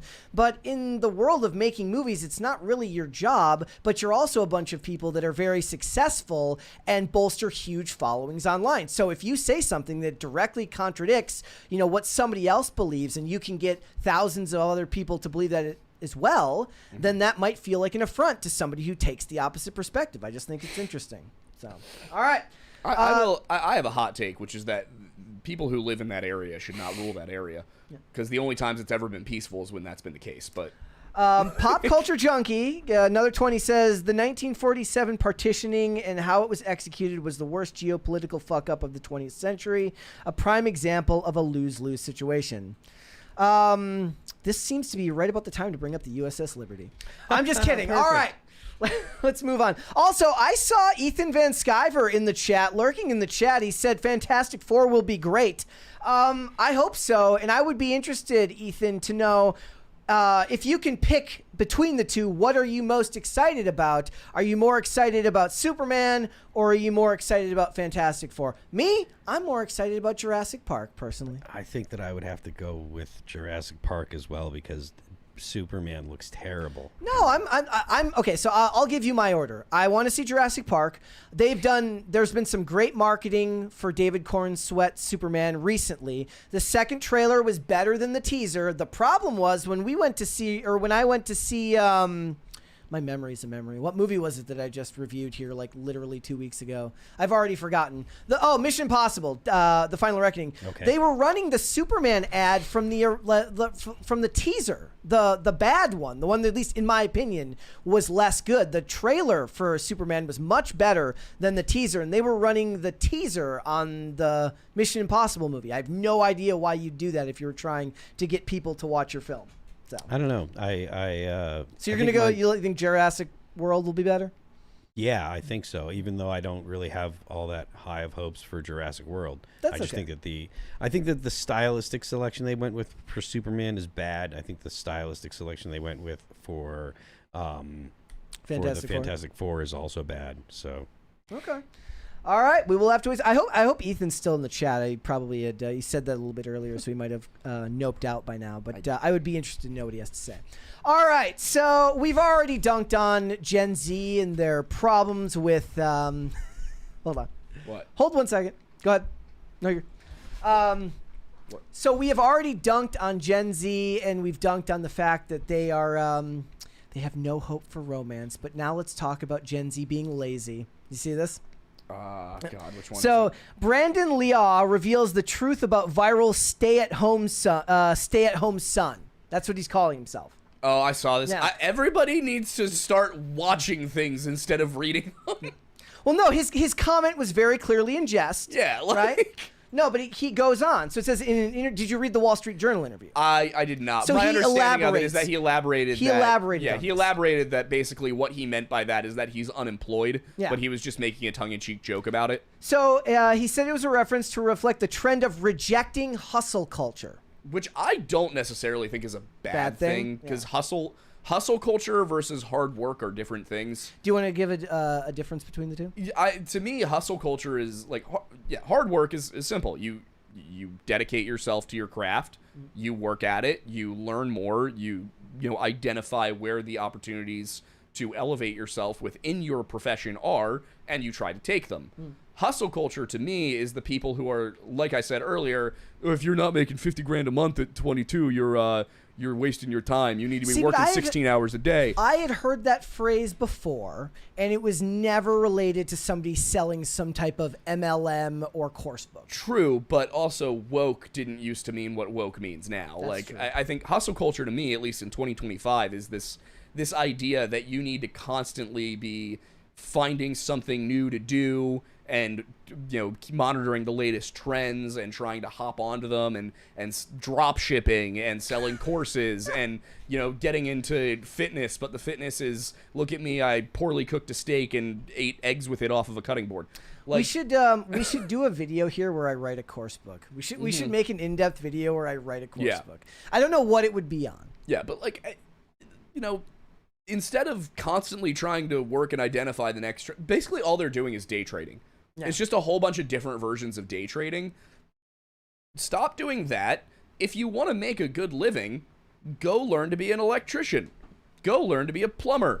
Get into sales. Learn how to build websites. Like, there are a whole bunch of things that aren't even really trades. They're like white-collar trades now, like website design, that you can make, 150 grand out of the gate working in website design. Yeah. But instead, you've got hustle culture, which is do all of these random different things that none of them are actually work. I think the other reason I thought was interesting is that he brought up that he doesn't have generational wealth, which is something that has become an increasing boogeyman. Nobody has generational Nobody wealth. has generational wealth. Like, very, very The government few people, takes it from you every time you get it. Yeah, very, very few people in this country ever get like an actual inheritance. We're not talking like you inherit your dad's boat. Or your parents' car or something. And inheriting a boat or a car, you're inheriting a liability. Taxes. Yeah, I mean, I didn't even inherit a car. My parents, basically gave me one of our old cars once I graduated college as my graduation gift. And that's probably the largest single sum of money I will ever receive. Yeah. So he says he shared that his family doesn't have generational wealth. He wants to start his career. In fact, he is studying for the LSAT, the law school admission test, when he received the call for Jeopardy. He says, I'm not a trust fund kid. My parents emigrated from Brunei. We were solidly middle class, maybe even lower middle class. I wouldn't be comfortable just lounging around all day. I feel like at least I should be productive while I'm at home. I think there is this misconception now, at least if you're the type of person who is very, very part of the have-nots that like to talk about the haves And I talk a lot about the idea of gratitude, like on X. It's something that I bring up a lot, that if you have a sense of gratitude for what you have, even if you've had to work for everything in your life yourself, that attitude carries through to everything else. But there's this poisonous mindset now where they look at the success of literally anyone, and their automatic assumption is that success was born out of the success of somebody that came before them, or that it was given to them somehow, or worse, it's something that has to do with their skin color or their gender. So stories like this, I just laugh because it was like rebrands laziness, but it's also it's hard out there, man. Like it's tough. The job market's not good. Rent is through the roof. Yeah. Housing prices overall, if you're trying to buy, are ridiculous. The wages are low. Prices are high for necessities. We're still living through the results of the inflation that we had a couple of years ago. Yeah. Right? Like the actual buying power of the dollar has decreased so much, and it takes time for wages to actually catch up with that. And so the pain that young people are feeling is a combination of the fact that there are more dollars in circulation. They still haven't gotten the inflation under control totally, although it's coming down. And the fact that the market value for labor or for whatever your job is hasn't caught up with that and that variance is tough to deal with. Yeah, there's I think a good example. My first apartment out of college was $1,450 a month. It was a 750 square foot, 1 bedroom, 1 bath apartment in a nice little small town where I live still. That same apartment is now almost $2,500 a month. I moved into that in 2020. Yeah. In 5 years, the price to live in that same apartment in the same town has gone up by $1,000. Yeah. Mm-hmm. Like it's tough out there. And I feel bad for kids coming out of college right now who also have college debt on top of that, who have graduated into a world that is even worse than the one I graduated into. I do believe that informs the discussion we had earlier about marriage and monogamy, is that a lot of people just feel like it's a rigged game. If they're coming up at this age, they're like, look, I'm looking at the price of my apartment tripling or doubling in 5 years. How am I expected to own a home and settle down, have kids and all that, when life seems as volatile as it is now, on top of everything else that we discussed, which was like social media addiction, the negativity that comes from that. Mm-hmm. I can't see a world.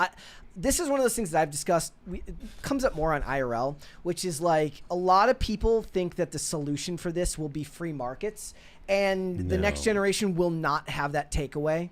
The takeaway they will have is that the government needs to come in and fix this. Yep. And by the time they realize they were wrong, it will be too late. Yep. Right? Yeah, I think that's right. So how do you get Gen Z away from the idea of hustle culture, but towards the idea of like meaningful, productive living? Well, one of the big things you have to do is the government has to make policy that doesn't devalue the value of the currency that they're earning. That's a big deal. Like, people don't think about how pernicious inflation is, because it doesn't, just because there was a big inflation number 2 years ago and the number's been coming down, all of that compounds on each other. Yeah. So like when it was, whatever, there was 1 month or whatever, it was something like 10-15% or something like that. Like, they did get it down by raising interest rates. Yeah. But they didn't stop the compounding of interest over the course of the next 2 years. So the dollar's lost something like 20% of its buying power just between 2022, I think, like that, and something like that, and now. So how do you fix that for Gen Z? Well, one of the ways that you do it is by making sure that you're not going to have the government actually have a policy that's going to be like, oh, this is going to fix this. What the government has to do is make sure that the manufacturers and the business owners and the businesses that are out there are as economically productive as they can be, so that way these companies can afford to raise the interest rates. But it's really hard. Interest is high in interest rates are really sticky. Inflation is sticky. So to get these two things under control is not easy. That's part of the reason why they're always so afraid of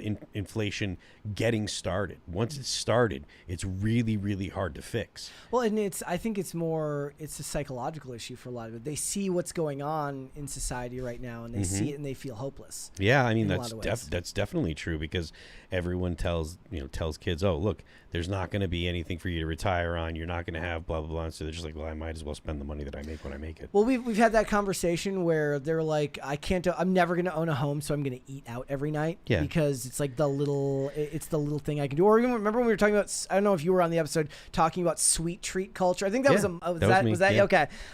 That's kind of indicative of it. Yeah. The idea that they're going to treat themselves to like an expensive crumble cookie. It's also a pushback against the boomers who would always say, don't drink Starbucks and you'll own a home, which of course everybody who's paid attention to just how fast currency has devalued and the rate of inflation and the stagnation of wages knows that that's not going to do it. No, not at all. It's not nearly that simple. So I'm going to read this super chat here just because it connects to it. So Sergeant Buck says, I work 35 to 50 hours a week, and I'm at the point where I have to choose between getting a newer car or trying to save up for a house payment. Doing both simply isn't an option. Yeah. A lot of times it feels to me like a lot of this was planned economically, in that it's hard to imagine that a country has failed as much as we have towards the next generation without it being intentional. I understand what you're feeling, but 15 years ago, I'm still kind of a Ron Paul kind of guy. So like back then, it was like this was the warning that everybody was giving is like, hey, look, if we bail out, if we do TARP and we bail out the auto industry and we do all these bailouts and we continue to pump money into the economy, we're going to ruin the economy. And now it's just gotten so far out of hand that, young people are paying for it. And political upheaval is sure to follow economic upheaval. Yeah. I don't know what to do. I honestly don't know what the answer for that would be. I don't know. I don't think that it's just, being like, well, I might as well go and buy that crumble cookie, because you're literally doing the value transfer then, right? Like the more you do things that give you short-term benefit, the more money you transfer to the wealthy from poor people. If you are constantly going and buying things and not reusing things and not saving money and not buying things that will retain their value or go up in value, if you're thinking short term, you are the one that's transferring money to the wealthy. You're buying things from the wealthy, they make a profit, you're giving them that money. Ian in the chat says my 9-year-old has a Roth IRA. That's great. There you go. Somebody in the chat says, where can they get the shirt? This was custom made. You can find the link. You can find the actual image on X somewhere, because multiple people have got it. What is the shirt? It's a shirt of Destiny. I didn't realize until just now. I just looked at it closely and I was like, oh crap. Yeah. All right. The image is out there. It's a meme. You can get it. And I made this myself. I was like, It's the power of memetics, because as soon as I looked at it and actually looked closely, I knew exactly what picture it was talking about. All right. Oh yeah, everyone knows. All right, let's just go ahead and do the super chats then, guys. Thank everybody so much for joining us. Also, remember to hit the like button on the video. Now, do it. All right, go up to the top. Shane H. Wilder says, happy Monday, Brett, Mary, and Phil. Damn, Mary, what happened to you over the weekend? You look awful. Bearded it's just Mary. Aiden. Never mind. Just kidding, Yeah, homie. a few too many drinks. It happens. Some cigarettes. It happens sometimes. Don't smoke, kids. I like cigarettes a lot. Shane H. Wilder says, and my apologies to Brett for making him the villain in a Timcast Star Trek The Next Generation parody. Did you see it? I haven't watched it the whole way through yet. Can you edit it to rename him to It's Brent? like 2 minutes. I haven't watched the whole thing yet. I watched like a minute of it and then I was working. Is this because you hate Star Trek for some reason? Yes. What's wrong with you? I don't hate Star Trek. I'm listening. I'm listening know. to Friday's episode of Timcast on the way down and just hear Brett saying he'll never watch Star Trek ever. doesn't know. Also, rude of you guys to talk about cryptids while I wasn't there. I know. Well, and when I mentioned that, You're the worst. Was last week's Culture War pre-recorded? No, that was live. Okay, so when cryptids got brought up, I brought up Tony Merkel to Tim. Yeah. I said, you just said Tony Merkel on the confessional. He looked at me like I was insane. I'm like, did I get... That's his name. I know him from the confessionals. Yeah. Tony and I were like supposed to chat about something at some point, and it never happened. And I don't know, Tony, if you're watching, like reach back out, man. Yeah. So here's the thing: they can't make me watch Star Trek. They can't. And the more people tell me to watch it, the more I don't want to. Could you? I'm not telling you you have to. Just like Next There Generation's are great. that. There are people that are telling you that. Yeah. Maybe you're not. Oh, yeah. there are All right. other Well, people. that's The more people. stop. He has the that weird autistic thing that makes you not want to do things when people tell you to. oppositional defiance Yeah. disorder. So says Mary. And the more people tell me to watch it, the more I don't want to watch it. I can't help it. Also, the Chris Pine ones were good. The movies. Like, they were solid. People in the chat might find Entertaining. that controversial. They were entertaining. They weren't, Kino, but AI Shih Tzu says, last Friday was my last Star Trek dig, I promise. I don't know about that. He doesn't believe. Did you see someone put up a who gave the best "Are you sure, Jan"? Yes, So it was I did. Jan, JD Vance, Obviously, myself, it or was you. mine. Obviously. It was JD Vance and then No, me. it was mine. JD Mine. It was JD Vance and then me. Shane H. Wilder says, I just noticed Phil's Destiny shirt. I'm dead. It's a good shirt. It's very good. So, wait, so you had somebody custom make that for you? Yeah, there's a bunch of places on the internet that'll do it. It cost me like $50 or whatever. But I was like, it's fine. I wore it in a video too. I wore it in the No Tomorrow video for one of the songs off the Anti-Fragile record. Wait, so what is he doing right now?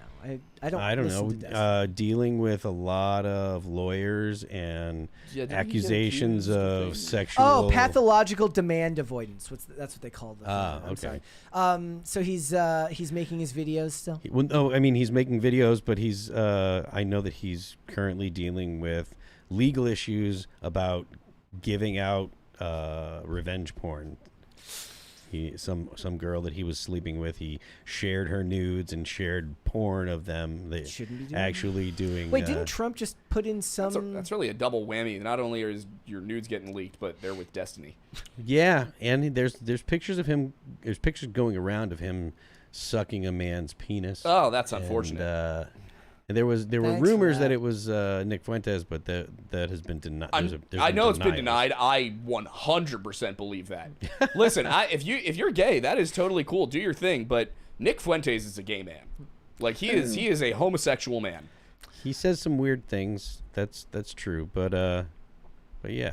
Okay, not that John Stewart says can't let your little sister prevent you from girl bossing. Disney probably. Okay. Terrible thing. Alvin McGoth says, Happy International Brett Eats a Pierogi Day.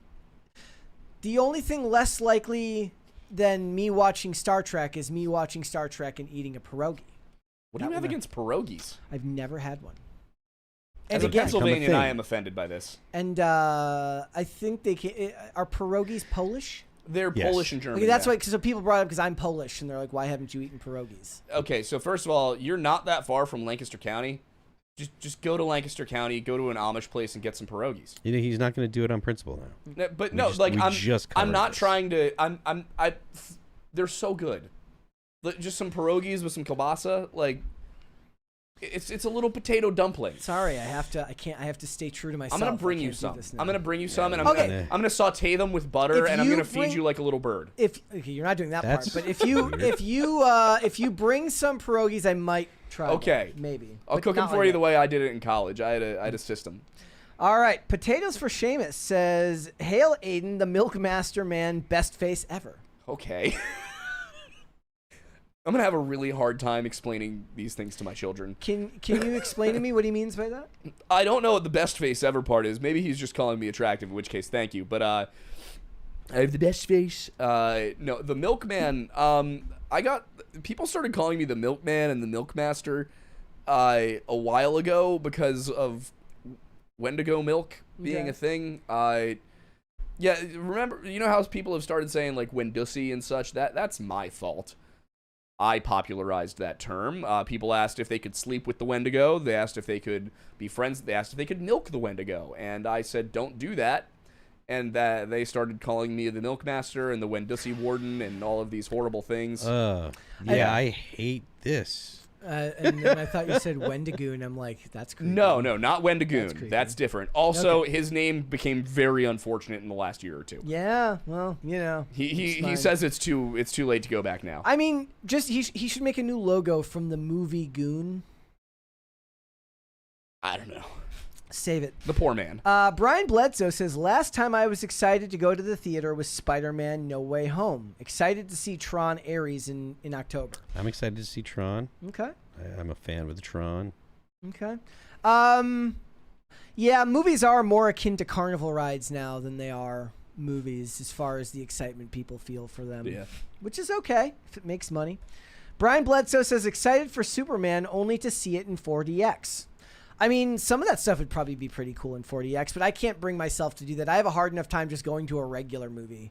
I don't want my chair shaking and... I've never been to a 40X movie. I don't want that. Shane H. Wilder says, maybe not talk to each other less frequently, but talk to each other in person more frequently, less group chats, more fireside chats.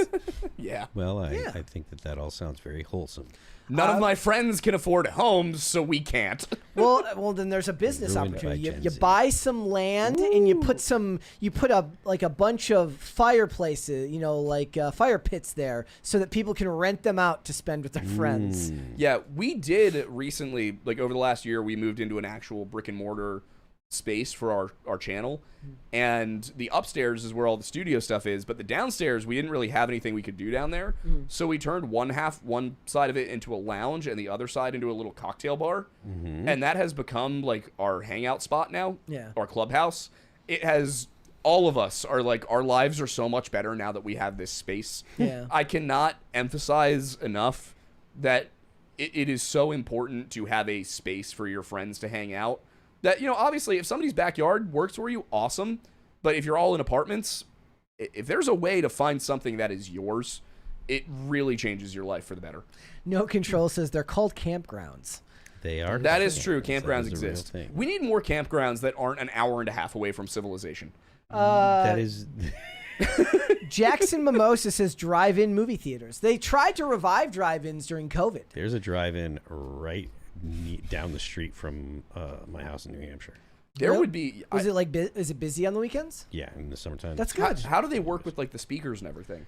Comes over your radio. It comes over your radio. I was about to say They broadcast on a radio channel. That's awesome. Yeah, I would go see that.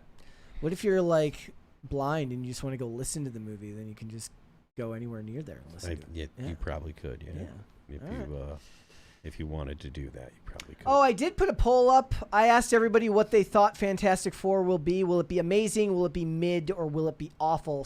As of right now, awful is winning with 48%, but 46% are saying mid, and 6% are saying amazing. That must have been Ethan who said that. I don't have high hopes. I haven't watched a superhero movie since No Way Home. That seems to be the one that Captain a lot of America 4 was fine. It was very bland. I think I watched No Way Home and I enjoyed it. I watched Falcon and the Winter Soldier and I enjoyed it. The show? Yeah. Ugh. Okay, so then you'll definitely find Brave New World fine. It's far more palatable and less boring. I liked the interplay between I can't remember the actors' names, but Bucky and Sam. Yeah. I liked the interplay there, and I thought it was fun that the bad guys were Antifa. Like, I don't know if they meant for that to be. I don't think. The thing is that would require a certain level of understanding. No, I don't think that was intentional. Very funny. Shane H. Wilder says, major update. The Gongo mug that I ordered March 20th will be here on Wednesday. Let's go. Yeah. Damn the man, save the Gongo. Yeah, anything off Teespring takes forever. I ordered a Gongo mug a long time ago, and I have not seen it. Not seen it yet? Not seen it. I can't believe I forgot about the femigenocide in the Gongo. Yes, there is a femigenocide. Part of the reason why there is still a femogenocide going on in the Gongo. Rhaegar Targaryen in the chat says, don't think about it. Rhaegar Targaryen in the chat says, you got to do better, Senator. Yes, he's right. Yeah, I don't remember that much about the show. I just remember watching it and being like, this is fine.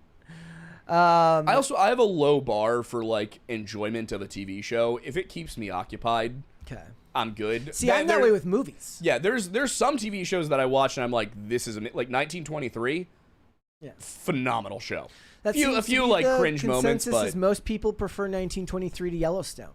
it is definitely better than Yellowstone. 1883 was also really good. I loved 1883. Yeah, I think that's where Taylor Sheridan shines, is like when he gets to really focus on one specific little story. He's got Yellowstone too much stuff got away going. from He's him. got too much stuff going on now. He's producing like 10,000 shows. I don't know what happened to Yellowstone, but it needs to be studied.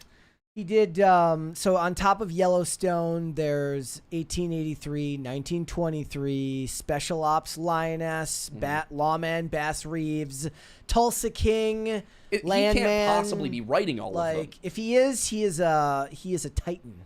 Yeah, but I think that's what happened with, that's my theory on Yellowstone, is that like after season 3, he passed off the writing to a team of writers so he could work on 1883 and 1923. Yeah. Because those are both amazing. And also, I think Harrison Ford probably has the star power to tell Taylor Sheridan he's being an idiot if the script is bad. No, I think he has the apathy to not care. There's that too. I think He is Harrison Ford's very like, much like, he's like, I'm you're an paying actor." me how much? And then he Yeah. just reads the lines. I respect it. I do. Yeah, I do. absolutely. I just will never get over Like, how Yellowstone ended. Depending on the day, I always respect it when an actor cares about the character and they're like, this character would never do this. It's not in their character to be like this, because that's what I notice when I watch shows for an extended period of time. When it gets into later seasons and they're not acting like themselves anymore, and I hate that. 3rd season of The Witcher. But in general, I also find it funny when an actor is like, sure, if you're paying me, I'll just read whatever the hell you put on the cue card. There's nothing wrong with either of them. In fact, speaking of Harrison Ford, there are stories about both of them. The one that you bring up, but also the line in Empire Strikes Back when he's arguing with George Lucas about whether or not he should say "I love you" too, or if he should just say "I know" when it comes to they dump Han into the carbonite, and he was like, "Look, the character wouldn't say that. I know he wouldn't say that." So that does show that someone like Harrison Ford, who is well known for being like, "It's just a movie," also cares enough about his craft to be able to be like, "Well, I know enough about this character that I've been playing for now." At the time, it was 2 different movies. He strikes me as the kind of guy. Hey, this isn't the way that it should go. So. He strikes me as the kind of actor who like doesn't necessarily care about the story he's in, but he does care about the character he's playing. Okay. Maybe. Like, I think he wants his character and his performance to shine. Well, then he shouldn't have done that last Indiana Jones movie. That I have no that was probably just about the money. Yeah. James Coteridis says, at Phil, Arms of Sorrow or This Is Absolution? This is Absolution. Okay. I love when we do shows and they give Phil choices to pick between the two. Feel free to send more of your bands that he has to choose. All right. James Coteridis also says, Lost in the Palestine story, is that the Orthodox Christian communities that are persecuted both by Israel and by Hamas? Israel and Hamas are both villainous organizations. All of the people suffer. Yeah, the real there is definitely an unspoken issue of the way the Christian community has been suffering from this war that doesn't get talked about at all, and I think both sides kind of just ignore it, and that's deeply upsetting. It's one of the oldest, arguably the oldest Christian community in the world. All right. So AI Shih Tzu says, we need more movies for summer like Battleship for mindless fun. Battleship was Midway, great, mindless fun. Top Gun, and Hot Summer and cool theaters are great. Make escapism great again. I will defend Battleship forever. I don't care. So somebody got I really wish mad. Thornbury was here. He'd have such good opinions on this. So the other day, I posted that I was watching Expendables. And I said, rewatching this classic, and people were like, how old are you? How old are you that you think that this is a classic? I'm like, if you think that the time of release is what makes this movie not eligible to be a classic, then you have no idea what you're talking about. The movie was made in 2010, but that's not the point. It's a dumb action movie. It's your definition of classic and my definition of classic are functional. And most of the time on the internet, I'm some type of weird meld of both serious and sarcastic all the time, and I refuse to use tone indicators because I have more faith in you than that. Well, there's a reason that instant classic is a term. Yes. Like, some things come out and it's an instant classic. It just is. The first Expendables movie was fantastic, and it's hilarious, and it's action-packed, and when Dolph Lundgren just takes that dude apart from the waist up, it's a great way to start a movie. Everything about the Expendables franchise is fun because it's not taking it. The fourth one was really bad. I haven't seen the fourth one. The fourth one is really bad. But what I loved about it is that it took itself just the right amount of seriously. Like, but at the same time, they were well aware that the movie they were making was 80s action movie just distilled into the most pure form of 80s action movie. And that's what I want now. Like, Chuck Norris is there just because he's Chuck Norris. Yeah. It's perfect. Glitch says, Brett with a good take / sarcasm. Oh, man. Double slash, though. Wouldn't it be... I foresee that we're going to have people, like, actually giving tone indicators verbally within the next 10 years. No. I see, my biggest conspiracy theory is that I think the CIA created emojis because phones made it so kids couldn't read people's facial expressions. Oh, God. I think that they created emojis. Sergeant Buck. Oh, I've read that one before. High Voltage says, is King of the Hill cursed? I just found out that John Redcorn's voice actor was murdered yesterday. I saw that.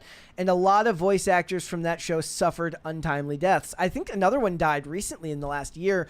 But yes, that actor, he got into like a fight in his backyard with his neighbor. Yep. And he got shot. It's very sad. That's crazy. Legoat in the chat says Expendables geriatrics fight again. Yeah, and it's awesome. That's what the whole movie's about. There's explosions, there's boobs, it's great. Yeah. All right, the DJ Foy says, "Hey, it's the guy from History Unhing." The show is called History Unhinged, but yes. We went through a few different. They endeavor to make me sound even more illiterate than I am. That's fair. So that might be it. The show did go through a few different stages of naming. We considered History Uncut, History Uncircumcised was on there as well. We ended up on History Unhinged. Okay. Serenko Production says LMAO Nick Fuentes is so closeted he's in Narnia. Jeez. James Coteridis says, at Phil, any good Mustaine stories from tour? There are a couple good ones, but I'm not going to relate them here. I love the way you say the word tour. Tour. It's very British of you. Tour? Well, I get made fun of because I'm from Minnesota, so apparently I say milk wrong because I say milk. That is wrong. Yeah. It is not milk. Well, what can you do? Do you say bad or bad? Bad.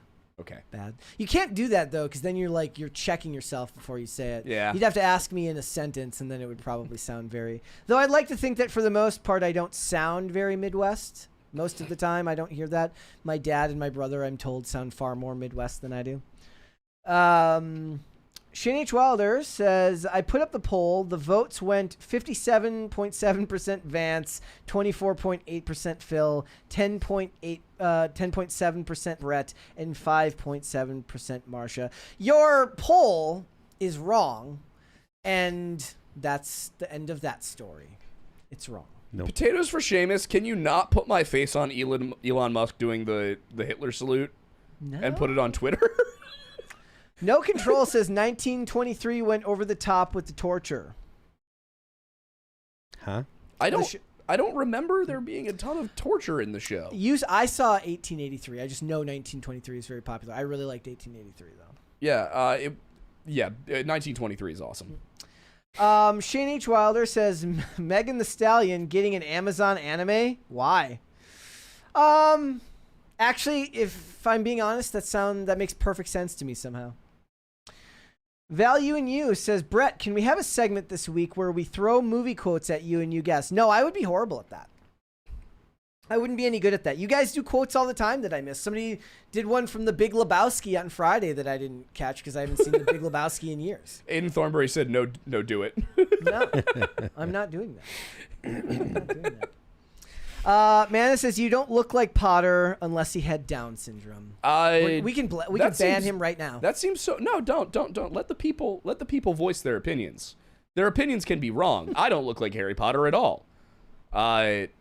Did you audition for the new series? No. They could de-age you. Yeah, they could DH me down to 11. I mean, that's honestly what they should be doing because they pick a volatile time to do a television show because kids are in that time period where they grow the most and they have to try and get it done quickly.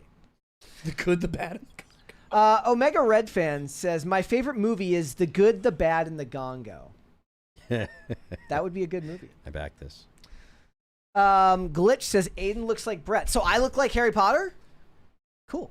We gotta get Stephen Bell here for one of these because it'll just be 3 of us that are the same person. Okay. Does he look like? He looks like both of us. Okay. Yeah. I don't know who that is.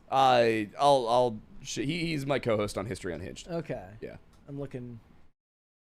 It's History of Everything and Stakuyi are his channels. I'm gonna find a picture. Yeah. He's no. What? I don't see it. Okay, well. I would kill to have his full of a beard though. Oh yeah, it's very we noticed that if you listen to History Unhinged, like I have to like make my voice higher for the show because if you listen to it, it's hard to tell who's who. High Voltage 75 says, Phil, what's your opinion on Metallica's S&M album? What? S&M or S&M? S&M. Okay. Symphony and Metallica. Right.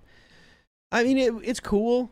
You know, I'm not really particularly opposed to that kind of stuff. I do think that it might have been cooler if they made the songs a little more ferocious. People may not, realize it or whatever, but Metallica from back in the day was a significantly more ferocious band, and they do the old songs still, and sometimes they do them justice, but they're at their best when they're playing those songs aggressively, and I think that would have been a cooler S&M to have like the really ferocious Metallica from the early 90s, late 80s playing with the symphony. So AI Shih Tzu says Big Lebowski was also me. Sad face. Yeah, like there's endless movies that I'm just not gonna get the quotes of because either I didn't see it or I only saw it once and it doesn't resonate with me. The stuff that I can catch is the stuff that I've watched dozens of times, and that tends to be like stuff that other people don't really care about because it just wasn't, not like it was niche or cool,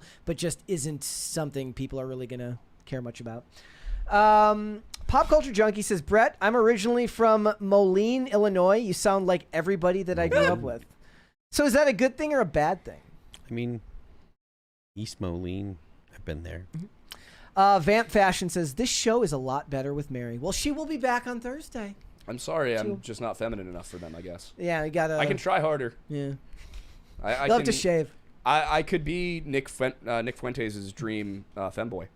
Kloonberg says, Brett looks like Tom Cruise. Yeah, right. That's exactly right. I'm going to put that in my bio.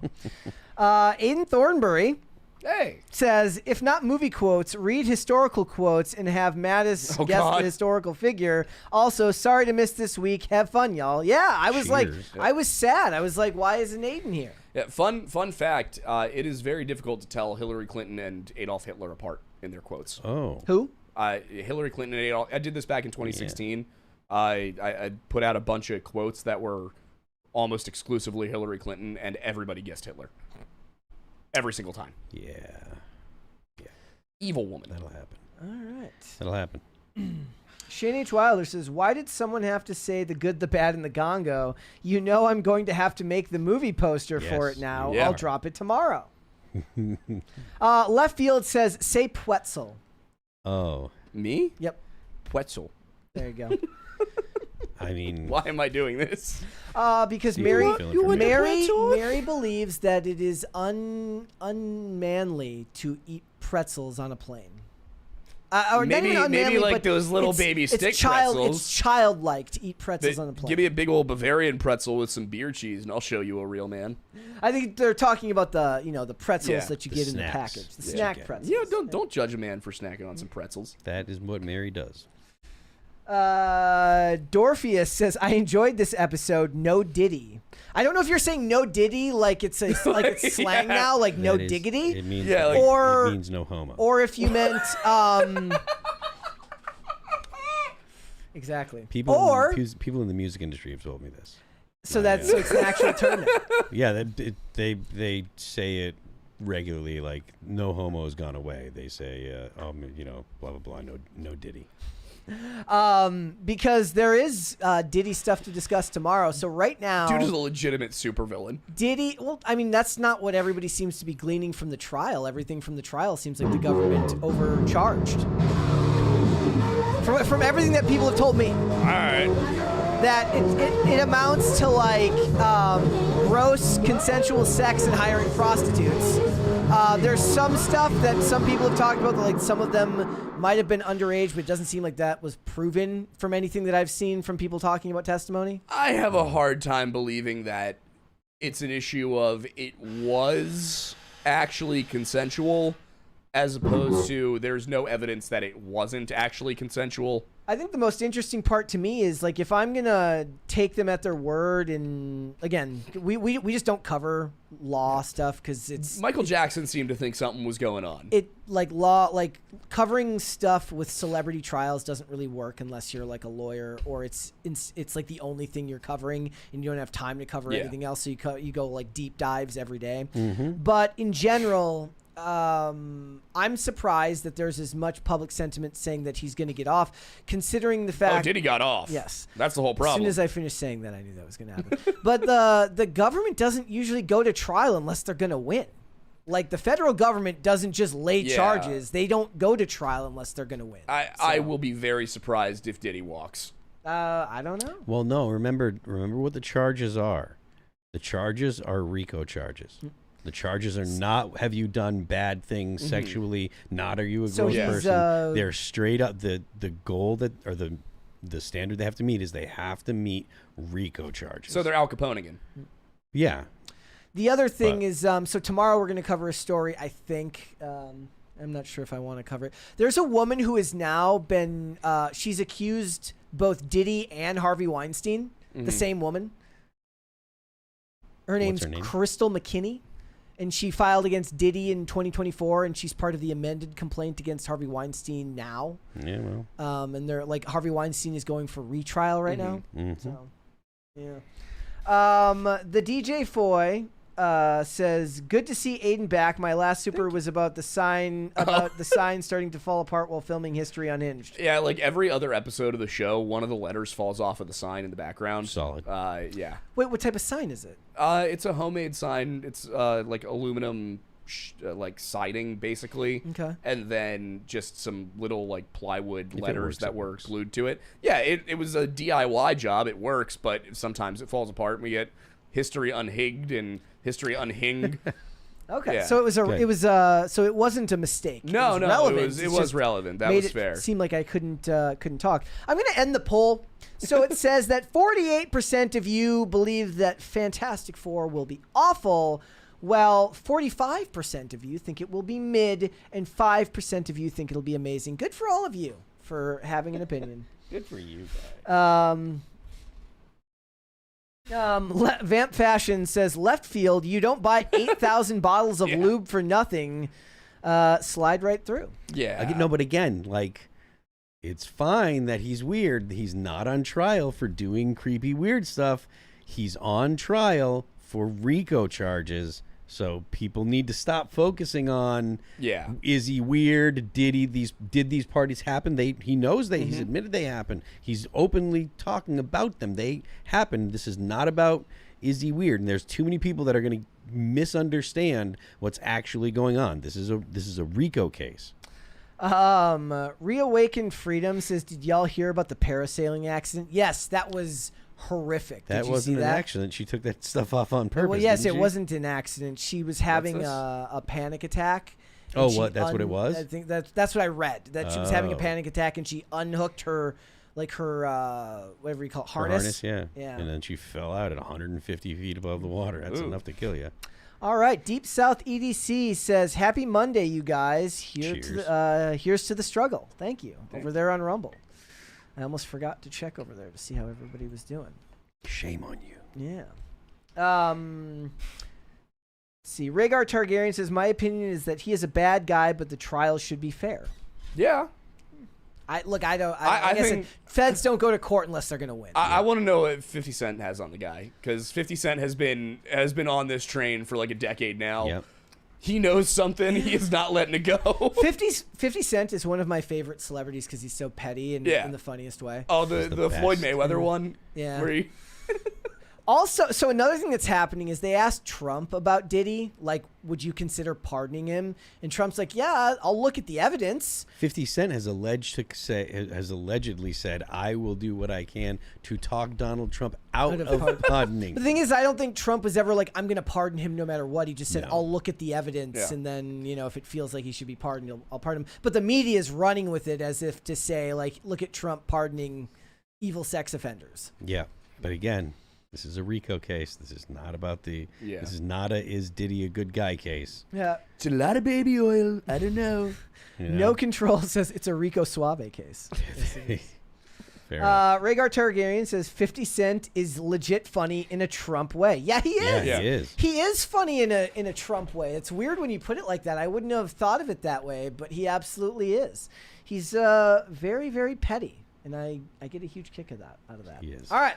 Guys, before we go, hit the like button on this video and subscribe to the channel if you are new here and you have not subscribed here already on Rumble and on YouTube. Go ahead and subscribe on both.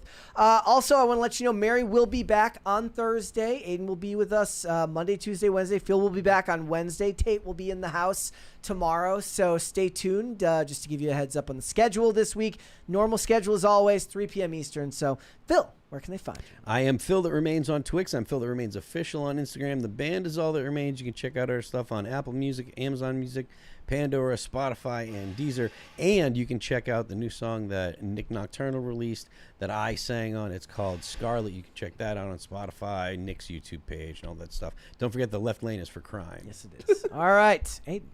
My name is Aidan Mattis. I am the host and lead researcher at the Lore Lodge, as well as a co-host on the Weird Bible podcast and the podcast History Unhinged. All three are on YouTube. Lore Lodge is for conspiracy theories and unsolved mysteries. The other two are pretty self-explanatory. All right.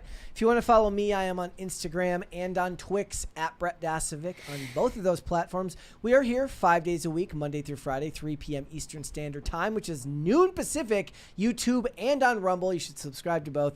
Amazon Music, Apple Podcasts, Pandora, and Spotify. If you'd like to listen rather than watch the show, you can rate and review on Apple Podcasts and on Spotify, which is another great way to help us out. And if you want to follow us on social media, we are on Twix at popculture_show, Facebook at Pop Culture Crisis, Instagram at Pop Culture Crisis Pod.